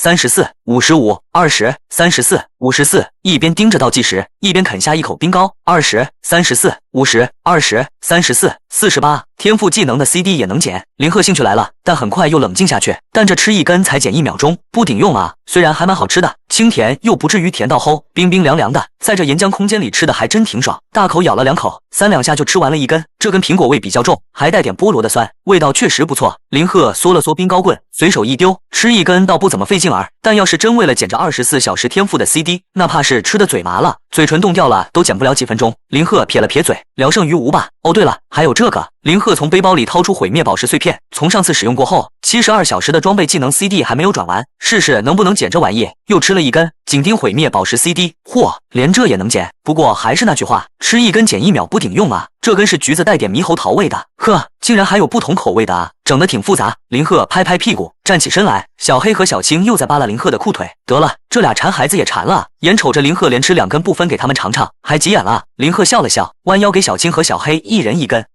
看样子是真只能当零嘴了，但这制作图纸是不是有点？林鹤尝试性的将冰糕放系统商店里售卖，本来也不抱多大期望的，果然是1金币1根。什么？林鹤瞪大眼睛，1根冰糕系统居然回收10金币？尼玛，老子卖块野猪皮也才1金币1块。林鹤仍旧对第一次为了凑够打孔白皮书，忍痛贱卖野猪皮的事耿耿于怀，将6根冰糕全部卖给商店，得到了60金币。林鹤这才感到确确实实的惊喜，这感觉能薅系统商店的羊毛啊！制作个冰糕应该不难吧？林鹤打开冰糕制作图纸，查看制作所需的条件。制作冰糕所需低温冰雪环境、各类水果以及少量饮用水。低温冰雪环境，这个要求让林鹤想起了自己背包里的冰雪空间传送卷轴，是当初雪族族长送的。林鹤答应了他，当实力足够时回去讨伐冰蛇的。现在为了做个冰糕挣钱就用了，好像有点浪费。而且背包里的物资除了饮用水是不缺的，水果倒是紧缺。松冠果在3个大胃王无休止当零嘴般的消耗下，已经所剩无几了。更何况林鹤有理由怀疑，松冠果这个单一种类的水果可能并不满足冰糕制作所需的水果种类数量。毕竟前面他吃的2根冰糕水果口味极其复杂，系统造物果然不简单。嗨，那就算了，暂且把挣钱大计放一放，等到收集了足够的水果种类再说，也并不急于一时。小青和小黑吃美了，他们是出生以来第一次吃到这种冰冰甜甜的冰糕，口感没得说，吃了还找林鹤讨着要。林鹤笑着蹲下来逗弄着小青和小黑，刚才一时手快全卖了，短时间倒是没有了。这几天下来，他有些摸清楚地库空间刷新宝物的规律，一般有关联的宝物物品或者怪物都是一堆一堆的刷，有些道具甚至都是配套的。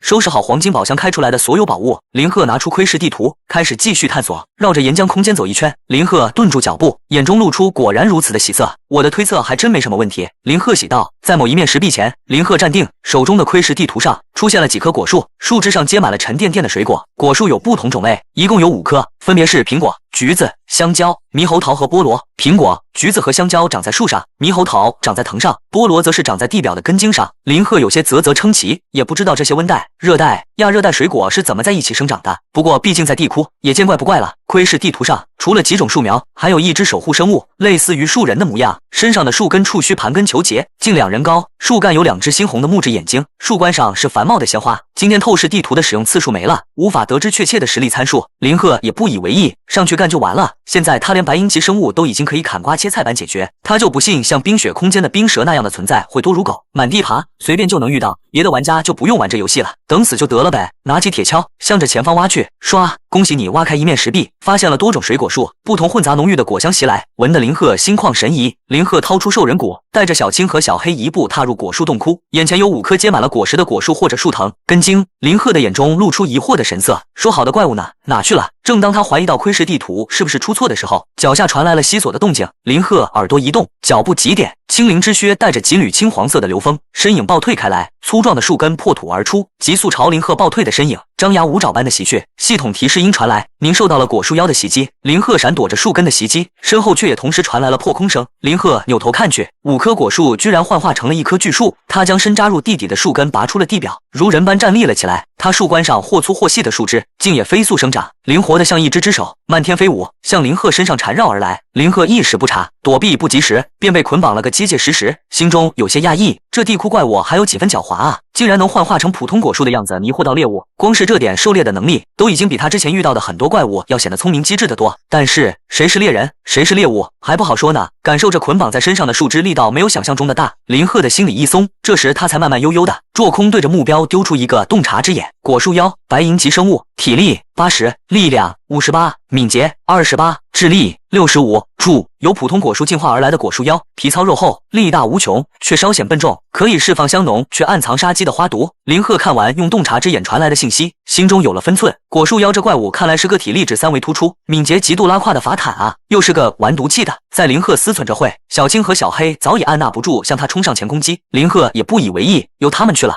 就这种敏捷值的怪物，哪怕是白银级，攻击不到他们也是白搭。手中的兽人骨传来暖意，林鹤鼓动全身肌肉，猛地爆发劲力，本来密密麻麻的绑林鹤在全身的树枝，在他这一发力下，竟发出爆响，寸寸断裂。另一只空着的手拿出铁斧，将剩余挂在身上的树藤一一割断，树藤流出惨绿中带着猩红的液体，还带着一丝怪异的甜香。看着5000余点的血量下降了一丝，个人属性状态栏下显示了微弱中毒的字样。林鹤扭了扭脖子，收起铁斧，反手戴上防毒面罩，身影朝正兀自因为疼痛咆哮着的果树妖爆射而去。妖孽，吃劳兹异棒！林鹤举着兽人骨向果树妖砸去，果树妖正感到脚下2只小虫子麻烦不已，又因为如同手脚般的树枝被割断感到疼痛，树冠上结着满满当当的妖艳的鲜花，分泌出紫红色的毒气，顷刻间便汹涌充满了半个洞窟。小青被毒气避开，他的身板在没饮用功能性饮料的时候还扛不住。小黑见势不妙，直接遁入了地底。林鹤不闪不避，直直冲进了毒气团内。270，头顶冒出受毒气侵袭后造成的每秒伤害，个人属性面板上的微弱中毒状态也变成了中毒状态。林鹤瞥了一眼，便不放在了心上。被防毒面罩削减过的毒气伤害果然大大降低了，65点的智力也不过如此，3两步便冲到了果树妖那庞大的树躯前。林鹤丝毫不感到畏惧，提起兽人骨狠狠一棒子砸向他的树干，砰！608，树干被砸出了一条裂痕，裂纹从被兽人骨击中处皲裂向树干四周。木屑飞溅，这一棒子相当够重，伤害值也令林鹤感到满意。果树妖愤怒地咆哮起来，树干中间的大嘴喷出了腥臭的气息，树根和树枝也随之向林鹤缠绕抽击而来。林鹤如闲庭信步般躲避着果树妖的物理攻击，在白银级生物中都显得极为缓慢的攻击，在被林鹤摸清楚了他的攻击模式后，躲避起来简直是易如反掌。之前进洞窟时被他控制住了一会，只是占了个出其不意的先手，打了个信息差。毕竟是第一次遇见会伪装的地窟生物，哪怕是心中有了些警惕，也被打了个攻其不备。挥动兽人骨将袭来的树枝一一砸断，被砸断的树枝断口处露出了些焦黑的痕迹，看来是终极红晶石的火属性攻击起效果了。果树妖头顶的血条再次下降了一大截，林鹤乘胜追击，扛着中毒的伤害再次朝果树妖猛烈的进攻。在不受到树枝抽击的情况下，两者血量下降的幅度速率简直不在一个档次。没过10几秒，果树妖那2人高的庞大的树躯被砸得寸寸断裂，重重的砸在了地上。80点的高体力带来的8000余点血量被清空。随着果树妖的死亡，洞窟内毒气的浓度急剧下降，毒气渐渐变得稀淡退去了，而林鹤的血量也就下降了1半左右。这次连和功能型饮料称血的必要都没有，就已经解决了这只白银级生物果树妖。林鹤再次对自己的实力有了明确的定位。林鹤吹了个口哨，将武器收起来，开始拾取果树妖掉落的战利品。恭喜你击杀白银级生物果树妖，获得苹果树种子1，受百倍增幅影响，额外获得苹果树种子99。恭喜你击杀白银级生物果树妖，获得香蕉树种子1，受百倍增幅影响，额外获得香蕉树种子99。恭喜你击杀白银级生物果树妖，获得橘子树种子1，受就这，林鹤有些无语。白银级生物不会就掉落这些玩意吧？正当林鹤疑惑的时候，系统提示音传来：白银级生物果树妖的尸骸可分解，是否选择分解？林鹤眼睛一亮，还有这一出，立马选择分解。是，恭喜玩家分解白银级生物果树妖尸骸成功，得到变异的金木1，受百倍增幅影响，额外获得变异的金木99。这样看来收获倒是差不多了。林鹤满意的点点头，这金木是用于锻造材料，制造更高级的武器，甚至能用在制造更高级的避难所上，用途广泛。虽然暂时派不上用场，但还算有价值。这次得到那么多水果种子，收获其实可以了。之前他吃松冠果的时候就尝试过用吃剩的松冠果的果核播种，无一例外全部都失败了，连发芽都不成功，证明在这地窟里面，只有得到系统承认的果实种子才能播种成树，条件还是挺苛刻的。林鹤从背包里锯现出整个避难所到洞窟内，走进院子里，开始制造种植盆。种植盆只要少量的石块和木料就能够制造成功，非常省事。正好有500颗种子，林鹤准备将其全部播种，便一口气制造了500个种植盆，随后便将种子全部播种至种植盆内。2个院子里摆得满满当当的，甚至大部分种植盆都摆不下了，只能放到避难所自带的储物空间里。还好是白银级避难所，有500个格子的物品栏。作为有仓鼠加种田发育属性的天朝人，看着2个满满的院子，林鹤感到非常满足。将5种水果苗各选1株，林鹤用100瓶矿泉水制造出1瓶催化农药，直接选择催熟，在撒下农药的刹那，苹果、香蕉、橘子种子便以肉眼可见的速度发芽，嫩芽破土而出，长出主干，抽枝发芽，分裂出更多枝干，结出花蕾，花蕾不断舒展、成熟、掉落，直到结出果实。果实眨一下眼便长大一圈，直到长成拳头大小。而猕猴桃也是长出藤蔓，在藤上结出果实。种植盆生长出块茎，根茎逐渐粗大，结出菠萝。短短数苗，5种水果便依次生长成熟，果香扑鼻。林鹤随手摘下一个苹果，咔嚓一口咬下，果肉清脆，汁水丰富，香甜可口，顺着口腔滑入腹中，相当美味。林鹤一边吃着，一边绕着2个院子走了一圈，发现各种植物的生长速度都快得不太正常。今天早上刚迁到得来的辣椒树苗，刚种下没多久，就已经长了差不多有小拇指的长短了。虽然辣椒是生长周期非常短的植物，有些地区甚至不到4个星期便能够收一茬，但这种生长速度还是非常惊人的。是种植盆的功劳，还是地窟植物的特性，林鹤不得而知。但这是好事，谁会嫌物资多呢？正好现在林鹤还没有辣椒这种东西，便将刚才没用完的催化农药全部撒在了几株辣椒苗上。辣椒苗很快就成熟，结出了圆柱形，先端尖，生于顶端，果顶朝上，整体呈红色的指天椒。林鹤拔下一颗，小心的尝了一口，呼呼，被辣的嘴都咧开了，疯狂嘶哈嘶哈的，连忙咬了几口苹果，又从背包里拿出掰开了一个清甜的橘子吃下。过了好一会才解辣，林鹤脸上微微冒汗，这指天椒辣得过瘾，不愧是地窟出品，以后无论是磨碎了烤肉，还是做别的菜下饭，都是很好的调味料。一颗辣椒苗结出了上百颗指天椒，把催化农药用完，足足催熟了近10株辣椒苗。正当林鹤准备将收获的辣椒放进背包里时，愣住了。背包空间的单位是有限的，第一天林鹤百倍增幅后也就100个格子，武器、防具、图纸和特殊道具这种东西，哪怕是相同的，都得独自额外占1个格子。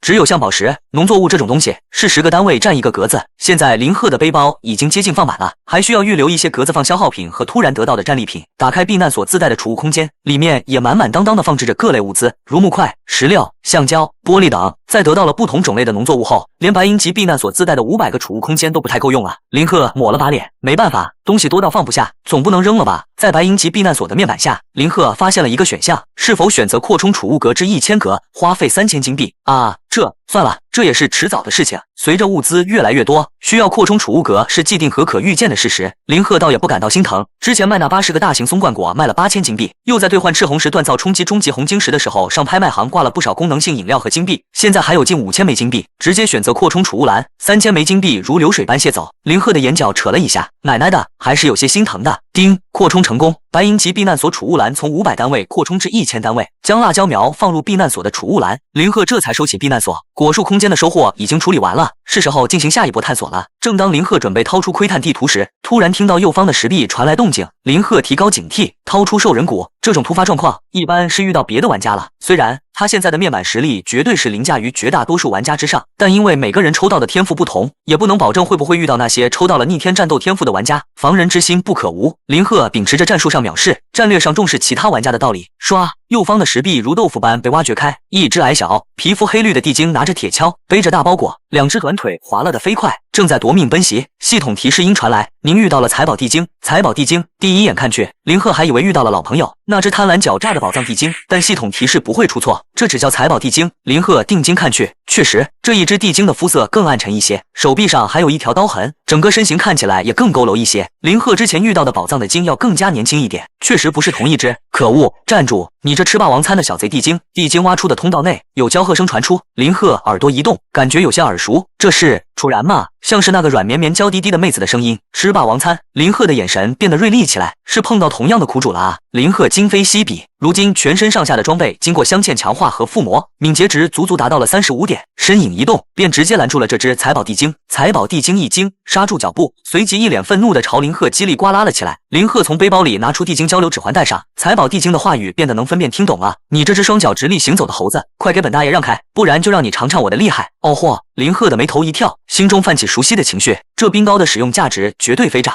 这也是它真正的价值所在，不然系统商店也不会以10金币1根的价格回收。但林鹤暂时没有这种小技能，这就有点尴尬了，所以只能倒卖给系统了。虽然这售价很诱人，冰糕所需的制作材料对于我来说也很常见，但它的制作条件却有点苛刻，它需要温度极低的冰雪环境。林鹤说到关键的地方，戳了一块苹果送入口中。在这鬼地方没有冰箱之类的制冷设备，但我还有制作冰糕的方法。楚然疑问道：不用冰箱急冻也能制作冰糕？林鹤从背包里拿出冰雪空间的传送卷轴，展示给楚然看。这个卷轴在用洞察之眼查看后，他发现这可以多次使用，并不是一次性的。对，我前几天进入了一个冰雪空间，当地有个土著种族叫雪族人，这个冰雪空间有冰蛇一族，是雪族人的死敌，长期追杀他们。当时我还打不过那条冰蛇，就帮了雪族人一个小忙，在冰蛇产卵冬眠期间，把它的2颗蛇蛋偷了出来，一颗给了雪族人，一颗孵化了小青。林鹤指了指缠绕在他手臂上的小青，小青丝丝的舔了他2口。楚然听得津津有味，感觉自己在听英雄的冒险传记一样，有趣极了。在这之后，我离开了冰雪空间，但临走前，雪族人族长送了我一个冰雪空间的传送卷轴，本意是希望我在实力提升后回去讨伐冰蛇。林鹤说了一圈，又绕了回来。虽然我现在是比那天要强了不止1倍，但还是没有绝对的把握，所以就迟迟没有传送回去。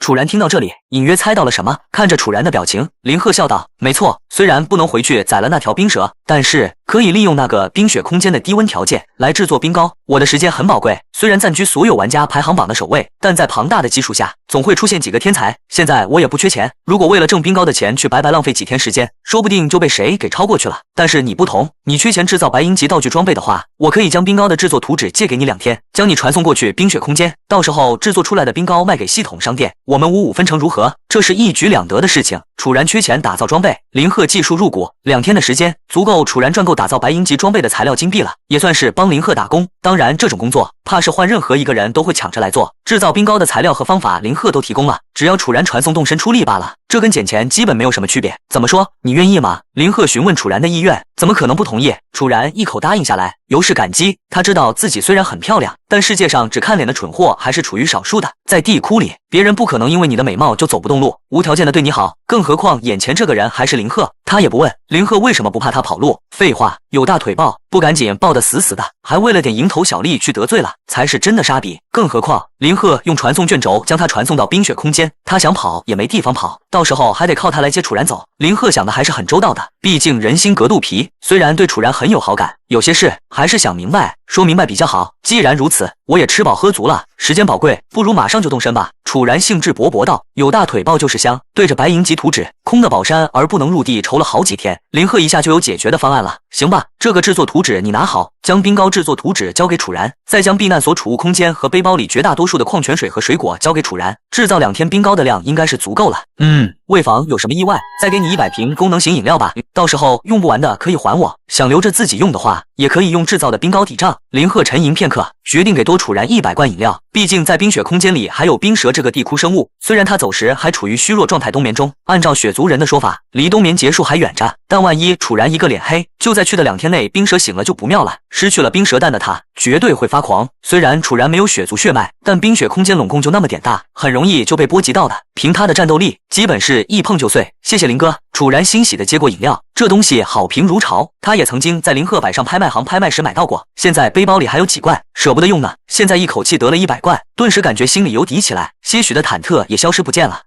准备完全，现在就动身吧。楚然全副武装起来，林鹤拿出冰雪空间传送卷轴，点击使用，目标楚然，祝你一路顺风。林鹤挥手致意，卷轴发出了刺眼的白光，白光如水般流动着，包裹住了楚然全身。猛地一闪过后，楚然在避难所中消失了，送走了打工人楚然。林鹤收起卷轴，处理完手边的零零碎碎，走出避难所后，将避难所收入背包。今天铁锹的使用次数还有很多，林鹤继续挖掘。林鹤拿出窥探地图，正准备像前几天那样窥探之后再下铲，谁知道窥探地图上只显示了一团马赛克式的迷雾，无论面朝哪个方向的石壁都是一个样子。林鹤把地图抖得哗啦作响，怎么回事？坏了！再举着绕2圈，还是没有变化，难道是进入了 CD？ 林鹤摩挲着下巴，窥探地图这种没有具体品级的特殊道具，在这几天给予了林鹤相当大的便利，将他每次下产的收益都得到了最大化。获得使用以来，已经过去3天了，难道这地图一次性只能使用3天，然后就自然充能了？要是充能的话，要等多久才能再次使用呢？林鹤不得而知，丢出洞察之眼，没有显示损坏。林鹤松了口气，道具损坏了会有提示的，那就只能放着了，次日再看看能不能再用吧。林鹤倒也不太失落和紧张，以他现在的实力，遇到让他连反抗能力都不具备的地窟生物的几率还是挺小的，哪怕是冰雪空间的那条冰蛇，林鹤现在也没有当时那么惧怕了。今天顶多收获少点，回到和其他玩家同一水平线罢了。林鹤也不感到失落，收起地图，反手拿起铁锹，想了想，脚尖踢了踢小黑。小黑，你是吃顿了这行饭的，触类旁通一下，就由你来决定接下来往哪边挖，这也能触类旁通？小黑有点懵，我是遁地兽，不是寻宝鼠啊，不过是主人的任务，还是得尽下力的。小黑打起精神，左嗅嗅右嗅嗅，探头探脑，似模似样的探查了一圈，咕噜噜，最终选定了一个方向，转头向林鹤示意。林鹤点点头，站在一面石壁前，就这了，挥起铁锹开挖，唰，石壁被挖开，系统提示音响起，恭喜玩家挖开一面石壁，发现一处空间。林鹤走进新的洞穴内，环视四周，洞顶的荧光稀疏的照耀着，很普通空旷的一处地窟空间，有几个拐角通道，几根石柱，似乎没有什么异常。小黑，你去探查一下。林鹤下令。小黑是遁地兽，在探查情报方面是一把好手。林鹤掏出武器，不慌不忙地带着小青闲逛起来。洞顶的钟乳石垂下，滴答滴答地滴落着露水，地面上时不时有几个小水坑，偶尔有几只蝙蝠拍打翅膀的声音，都是普通的，没有得到系统承认的蝙蝠，不是入品级的地窟怪物。墙面上、石头里也没有散发出属于宝石的多彩光芒，难道要一无所获了？林鹤有些百无聊赖，这窥探地图进 CD 了，就是有些麻烦。小黑，没东西的话就走了，去下个地方。林鹤提高音量呼喊，没有得到小黑的回应，林鹤警惕起来，遇到危险了。刚才去的是这个窟道。林鹤回忆着小黑的去向，加快脚步赶去，顺着其中一个地窟通道拐了2个弯，一个宝箱出现在林鹤面前。林鹤先是一喜，随即心中起疑，这个宝箱没有像之前遇到的那些一样散发着不同的光芒，不是黄金宝箱，也不是白银宝箱，反而有些像小时候读过的一些童话故事里那些普通的红红黄黄的宝箱。小黑，林鹤继续呼叫着，刚才他明明看到了小黑往这边遁去，结果这里出现了个宝箱，怎么都透露出一股奇怪的味道。咕噜噜，小黑微弱的回应传来，从宝箱内传来。林鹤心中一惊，手中具现出兽人骨，身体向宝箱爆射而去。在林鹤展露攻势的刹那，宝箱整个突然躁动起来，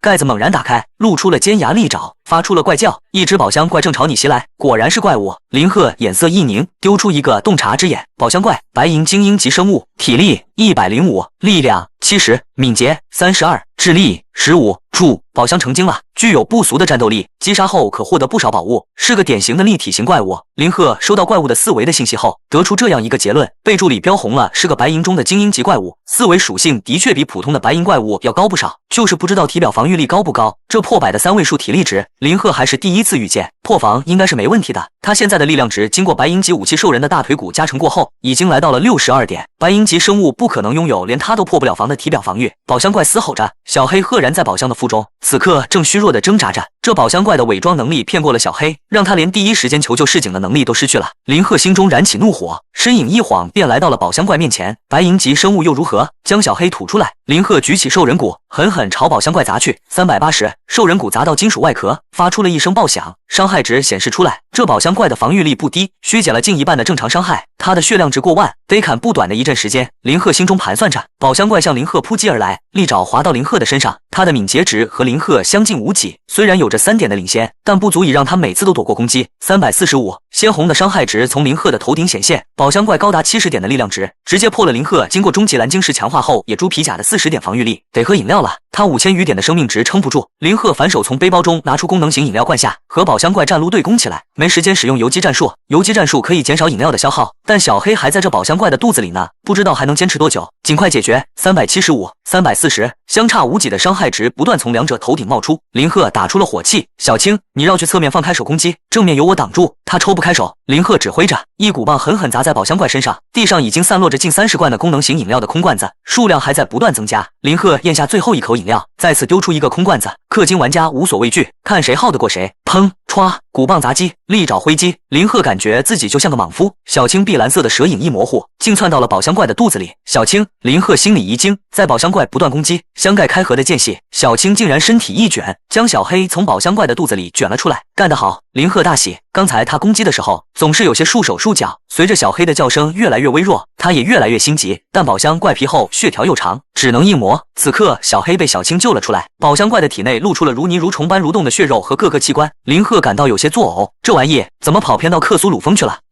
宝箱怪阴哑的嘶吼着，宝箱盖和体内的血肉有肉芽在渐渐链接，看上去要重新合上了。林鹤眼中金光爆闪，双手握紧兽人骨，用打棒球的姿势全力挥击，巨力砸向宝箱怪体内如丝如触手般的肉块，直接砸断了大部分的肉芽，脓血从断裂的肉芽处喷涌而出。5380，巨量的10倍于林鹤的攻击力的伤害值冒出。林鹤一喜，这是打出了弱点攻击。哇！宝箱怪痛苦的哀嚎着，搁谁在吃东西的时候被强制反刍后，再被棍子在肚子里狠狠杵上这么一下，都会大出血。趁你病要你命，林鹤的攻击频率再次上升了一个档次，血量已经被撑得足够厚了，除了向头部和脖颈的攻击要稍微抵挡一下，其余地方彻底放弃了防御。哼哼哼！千钧的鼓棒不断砸击下，宝箱怪很快就变成了一堆废铁，铁与肉混合着。林鹤抹了把脸上的汗，每看一眼他的尸体都感觉SAN值要下降一点。宝箱怪的血量清空后，系统传来提示音：叮，恭喜你击杀白银级精英怪物宝箱怪，获得一个白银宝箱。宝箱怪的尸体逐渐变化，被白光笼罩着，变成了一个银灿灿的白银宝箱。是否打开宝箱？林鹤没有立马打开，连忙查看了下趴在一旁的小黑的伤势。小黑的甲壳被宝箱怪的消化液腐蚀了一些，严重的部位甚至深可见骨，血量也下降到了1/5，但还能行动。小黑伸出长长的舌头舔了舔林鹤的手，林鹤怜爱地摸摸他的头颅，从背包里掏出了一些苹果和肉类。小黑最爱吃苹果，再拿出几罐功能型饮料给他灌下，称了称因为失血还在微微下降的血量。看着小黑没有性命之余，林鹤松了口气，回头处理杀怪爆出来的白银宝箱。打开宝箱，叮，您打开了一个白银级宝箱，获得初级蓝晶石10，受到100倍增幅影响，获得额外的初级蓝晶石990，1000个初级蓝晶石。林鹤大喜，黄铜级的野猪套装，在经过中级蓝晶石的镶嵌强化之后，给他加了2900点生命值。这大量的初级蓝晶石，如果全部砸进锻造炉强化锻造，甚至可以砸出来几颗高级蓝晶石。高级蓝晶石镶嵌强化后，又能给他增加多少属性？之前开黄金宝箱，100倍增幅后得到了100颗中级蓝晶石，虽然当时就能够尝试强化到高级蓝晶石了，因为担心锻造成功率，保险起见就使用了2颗中级蓝晶石镶嵌，毕竟这是可预见和抓到手上的增益。但是这次再次入账大笔低级宝石，已经有足够的底气去挑战锻造了。说干就干，趁着小黑还在养伤回血的功夫，林鹤决定现在就开炉。据献出锻造炉，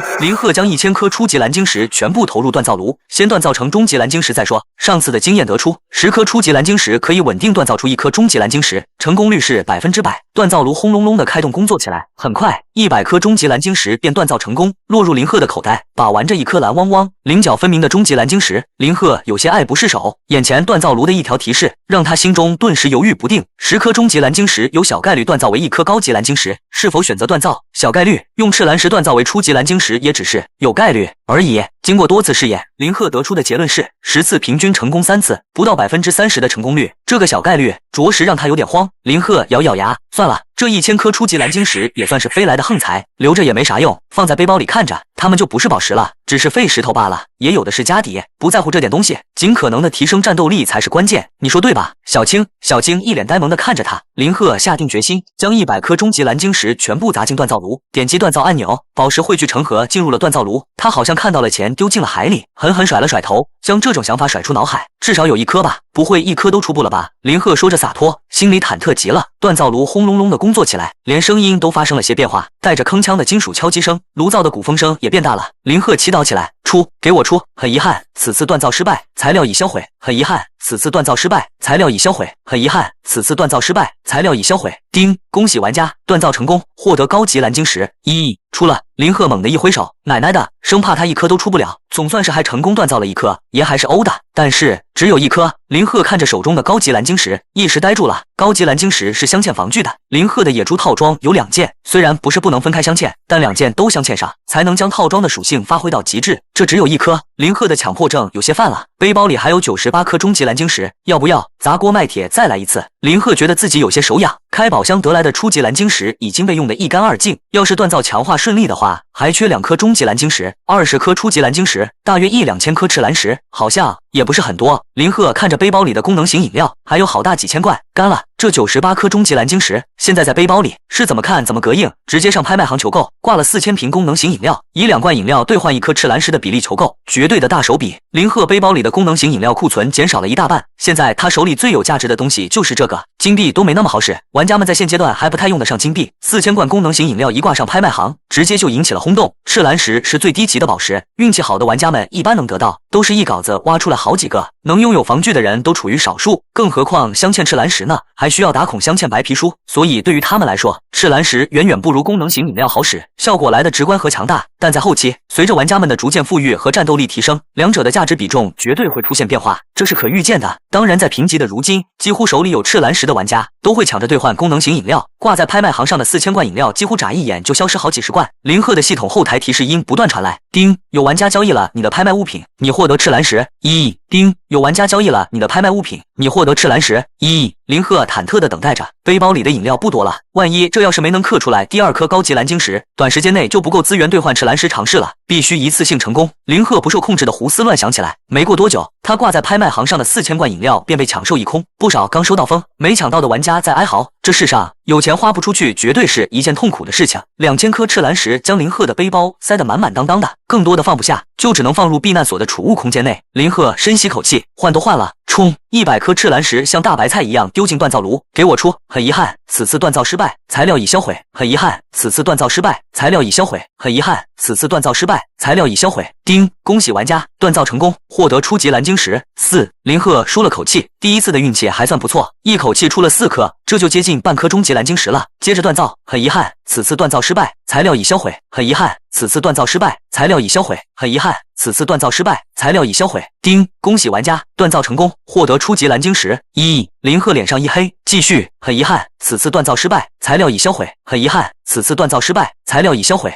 很遗憾，此次锻造失败，材料已销毁。叮，恭喜玩家锻造成功，获得初级蓝晶石1。林鹤开始用兽人骨比划着，要给锻造炉来一下。他小时候修坏了的电视机也是对准角度，在电视机的大屁股上来那么一下。时势90，继续冲。很遗憾，此次锻造失败，材料已销毁。很遗憾，此次锻造失败，材料已销毁。很遗憾，此次锻造失败，材料已销毁。叮，恭喜玩家锻造成功，获得初级蓝晶石3。在林鹤时而眉笑颜开，时而脸色黑如锅底的如过山车的心情体验下，仅花费了1500颗赤蓝石，就成功打造出了20颗初级蓝晶石。林鹤叹了口气，已经花钱花麻了，将20颗初级蓝晶石锻造强化成2颗终极蓝晶石，终极蓝晶石重新凑够了100颗，可以10连锻造了。这好歹给林鹤能出保底的侥幸的感觉。单抽出奇迹，单抽等于扔钱进海啊！以前玩阴阳师看到的单抽视频都是拖，将100颗终极蓝晶石小心的送进热烘烘的锻造炉，趁着炉热，说不定成功几率能大点，小概率是否？林鹤都懒得看，直接选择锻造。很遗憾，此次锻造失败，材料已销毁。很遗憾，此次锻造失败，材料已销毁。很遗憾，此次锻造失败，材料已销毁。叮，恭喜玩家锻造成功，获得高级蓝晶石。出货了。林鹤一脸淡定，背后全是紧张出的冷汗。特奶奶的，爷第一次杀白银级生物，第一次在冰蛇眼皮底下偷蛋都没那么紧张，还好没黑。看着背包一空，剩下的2颗块头十足、水润透亮的高级蓝晶石，林鹤满是欣喜，将野猪套装脱下。林鹤反而犹豫了一下，真的要给这俩黄铜级装备镶嵌上这么好的宝石吗？虽然是套装，但毕竟是黄铜级，哪怕用上高等级宝石，属性增加的幅度也绝对没有镶嵌在更高等级的防具上高。但林鹤也就犹豫了那么一会，更好的防具还没影呢。这2颗高级蓝晶石要是就这么烂在手里，也太玄幻了。窥探地图还在 CD 中，万一在这期间遇到了高等级的怪物，就因为防具没镶嵌强化，嗝屁了，带着宝石入土，找谁哭去？来到地窟空间1个星期了，林鹤的实力基本是一天一个台阶，更强的实力滋长了更大的野心。他近乎本能的渴求着更高烈度的战斗，更加丰厚的战利品奖励，有提升战斗力的手段，而放着宝石不提升，不符合林鹤的求生之道。犹豫了没多久，林鹤下定了决心，旧的不去，新的不来，宝物就是给人用的，没必要舍不得。是否在黄铜级装备野猪套装上镶嵌2颗高级蓝晶石？是，鹅蛋大小的高级蓝晶石分别镶嵌进野猪皮甲和野猪皮裤上，将2颗中级蓝晶石挤压出来，镶嵌高级蓝晶石中。叮！恭喜玩家黄铜级防具野猪套装镶嵌成功，防御力加70%，防御力再次上升了20点。现在对上的敌人力量值只要没超过70点，连林鹤的防都破不了。绝大多数白银级生物都没有这么高的力量值，那只精英生物宝箱怪除外。林鹤大喜，连忙丢出一个洞察之眼。野猪皮衣穿戴后可加2000点生命值，野猪皮裤穿戴后可加1900点生命值，套装属性激活，额外加1100生命值。林鹤大喜，原先的野猪套装只加2900点生命值，也就是29点体力值，现在直接加了5000点生命值，体力总值直接破了60点大关，来到了61点的恐怖数值，血量值厚了近1半。对于功能型饮料的依赖总算是越来越小了，虽然它仍旧很有用，但应该不会像以前那样随便对上一只怪物就得嗑药。林鹤有些感叹，光是黄铜级防具镶嵌上高级蓝晶石就有那么大的增幅了，真不知道更高等级的白银级防具、黄金级防具会给他加多少属性。林鹤畅想着美好的未来，美滋滋的将镶嵌强化后的野猪套装穿上身，摆了几个凸显肌肉的 pose， 好好欣赏了一番后，拍了拍新的装备。林鹤从背包里拿出铁锹，今天铁锹的使用次数已经快使用完了，还有3次，干脆一口气用完算了。窥探地图还在 CD 中，随便找了个方向，林鹤对着石壁挥下手中的铁锹，唰，您挖开了一面石壁，后面一无所获，唰，您挖开了一面石壁，后面一无所获，唰，叮！林鹤精神一振，他都已经抱着无所谓的心态了，今天的收获足够大，挖不出货也无所谓，这最后一铲子还有惊喜不成？系统提示接踵而至，恭喜玩家挖开了一面石壁，发现了一座鱼塘。鱼塘，林鹤眼睛一亮，都叫鱼塘了，应该有鱼吧？石壁被挖开后化作几道数据流消失，一座篮球场面积的鱼塘出现在林鹤面前，面积不算大，但也不小了。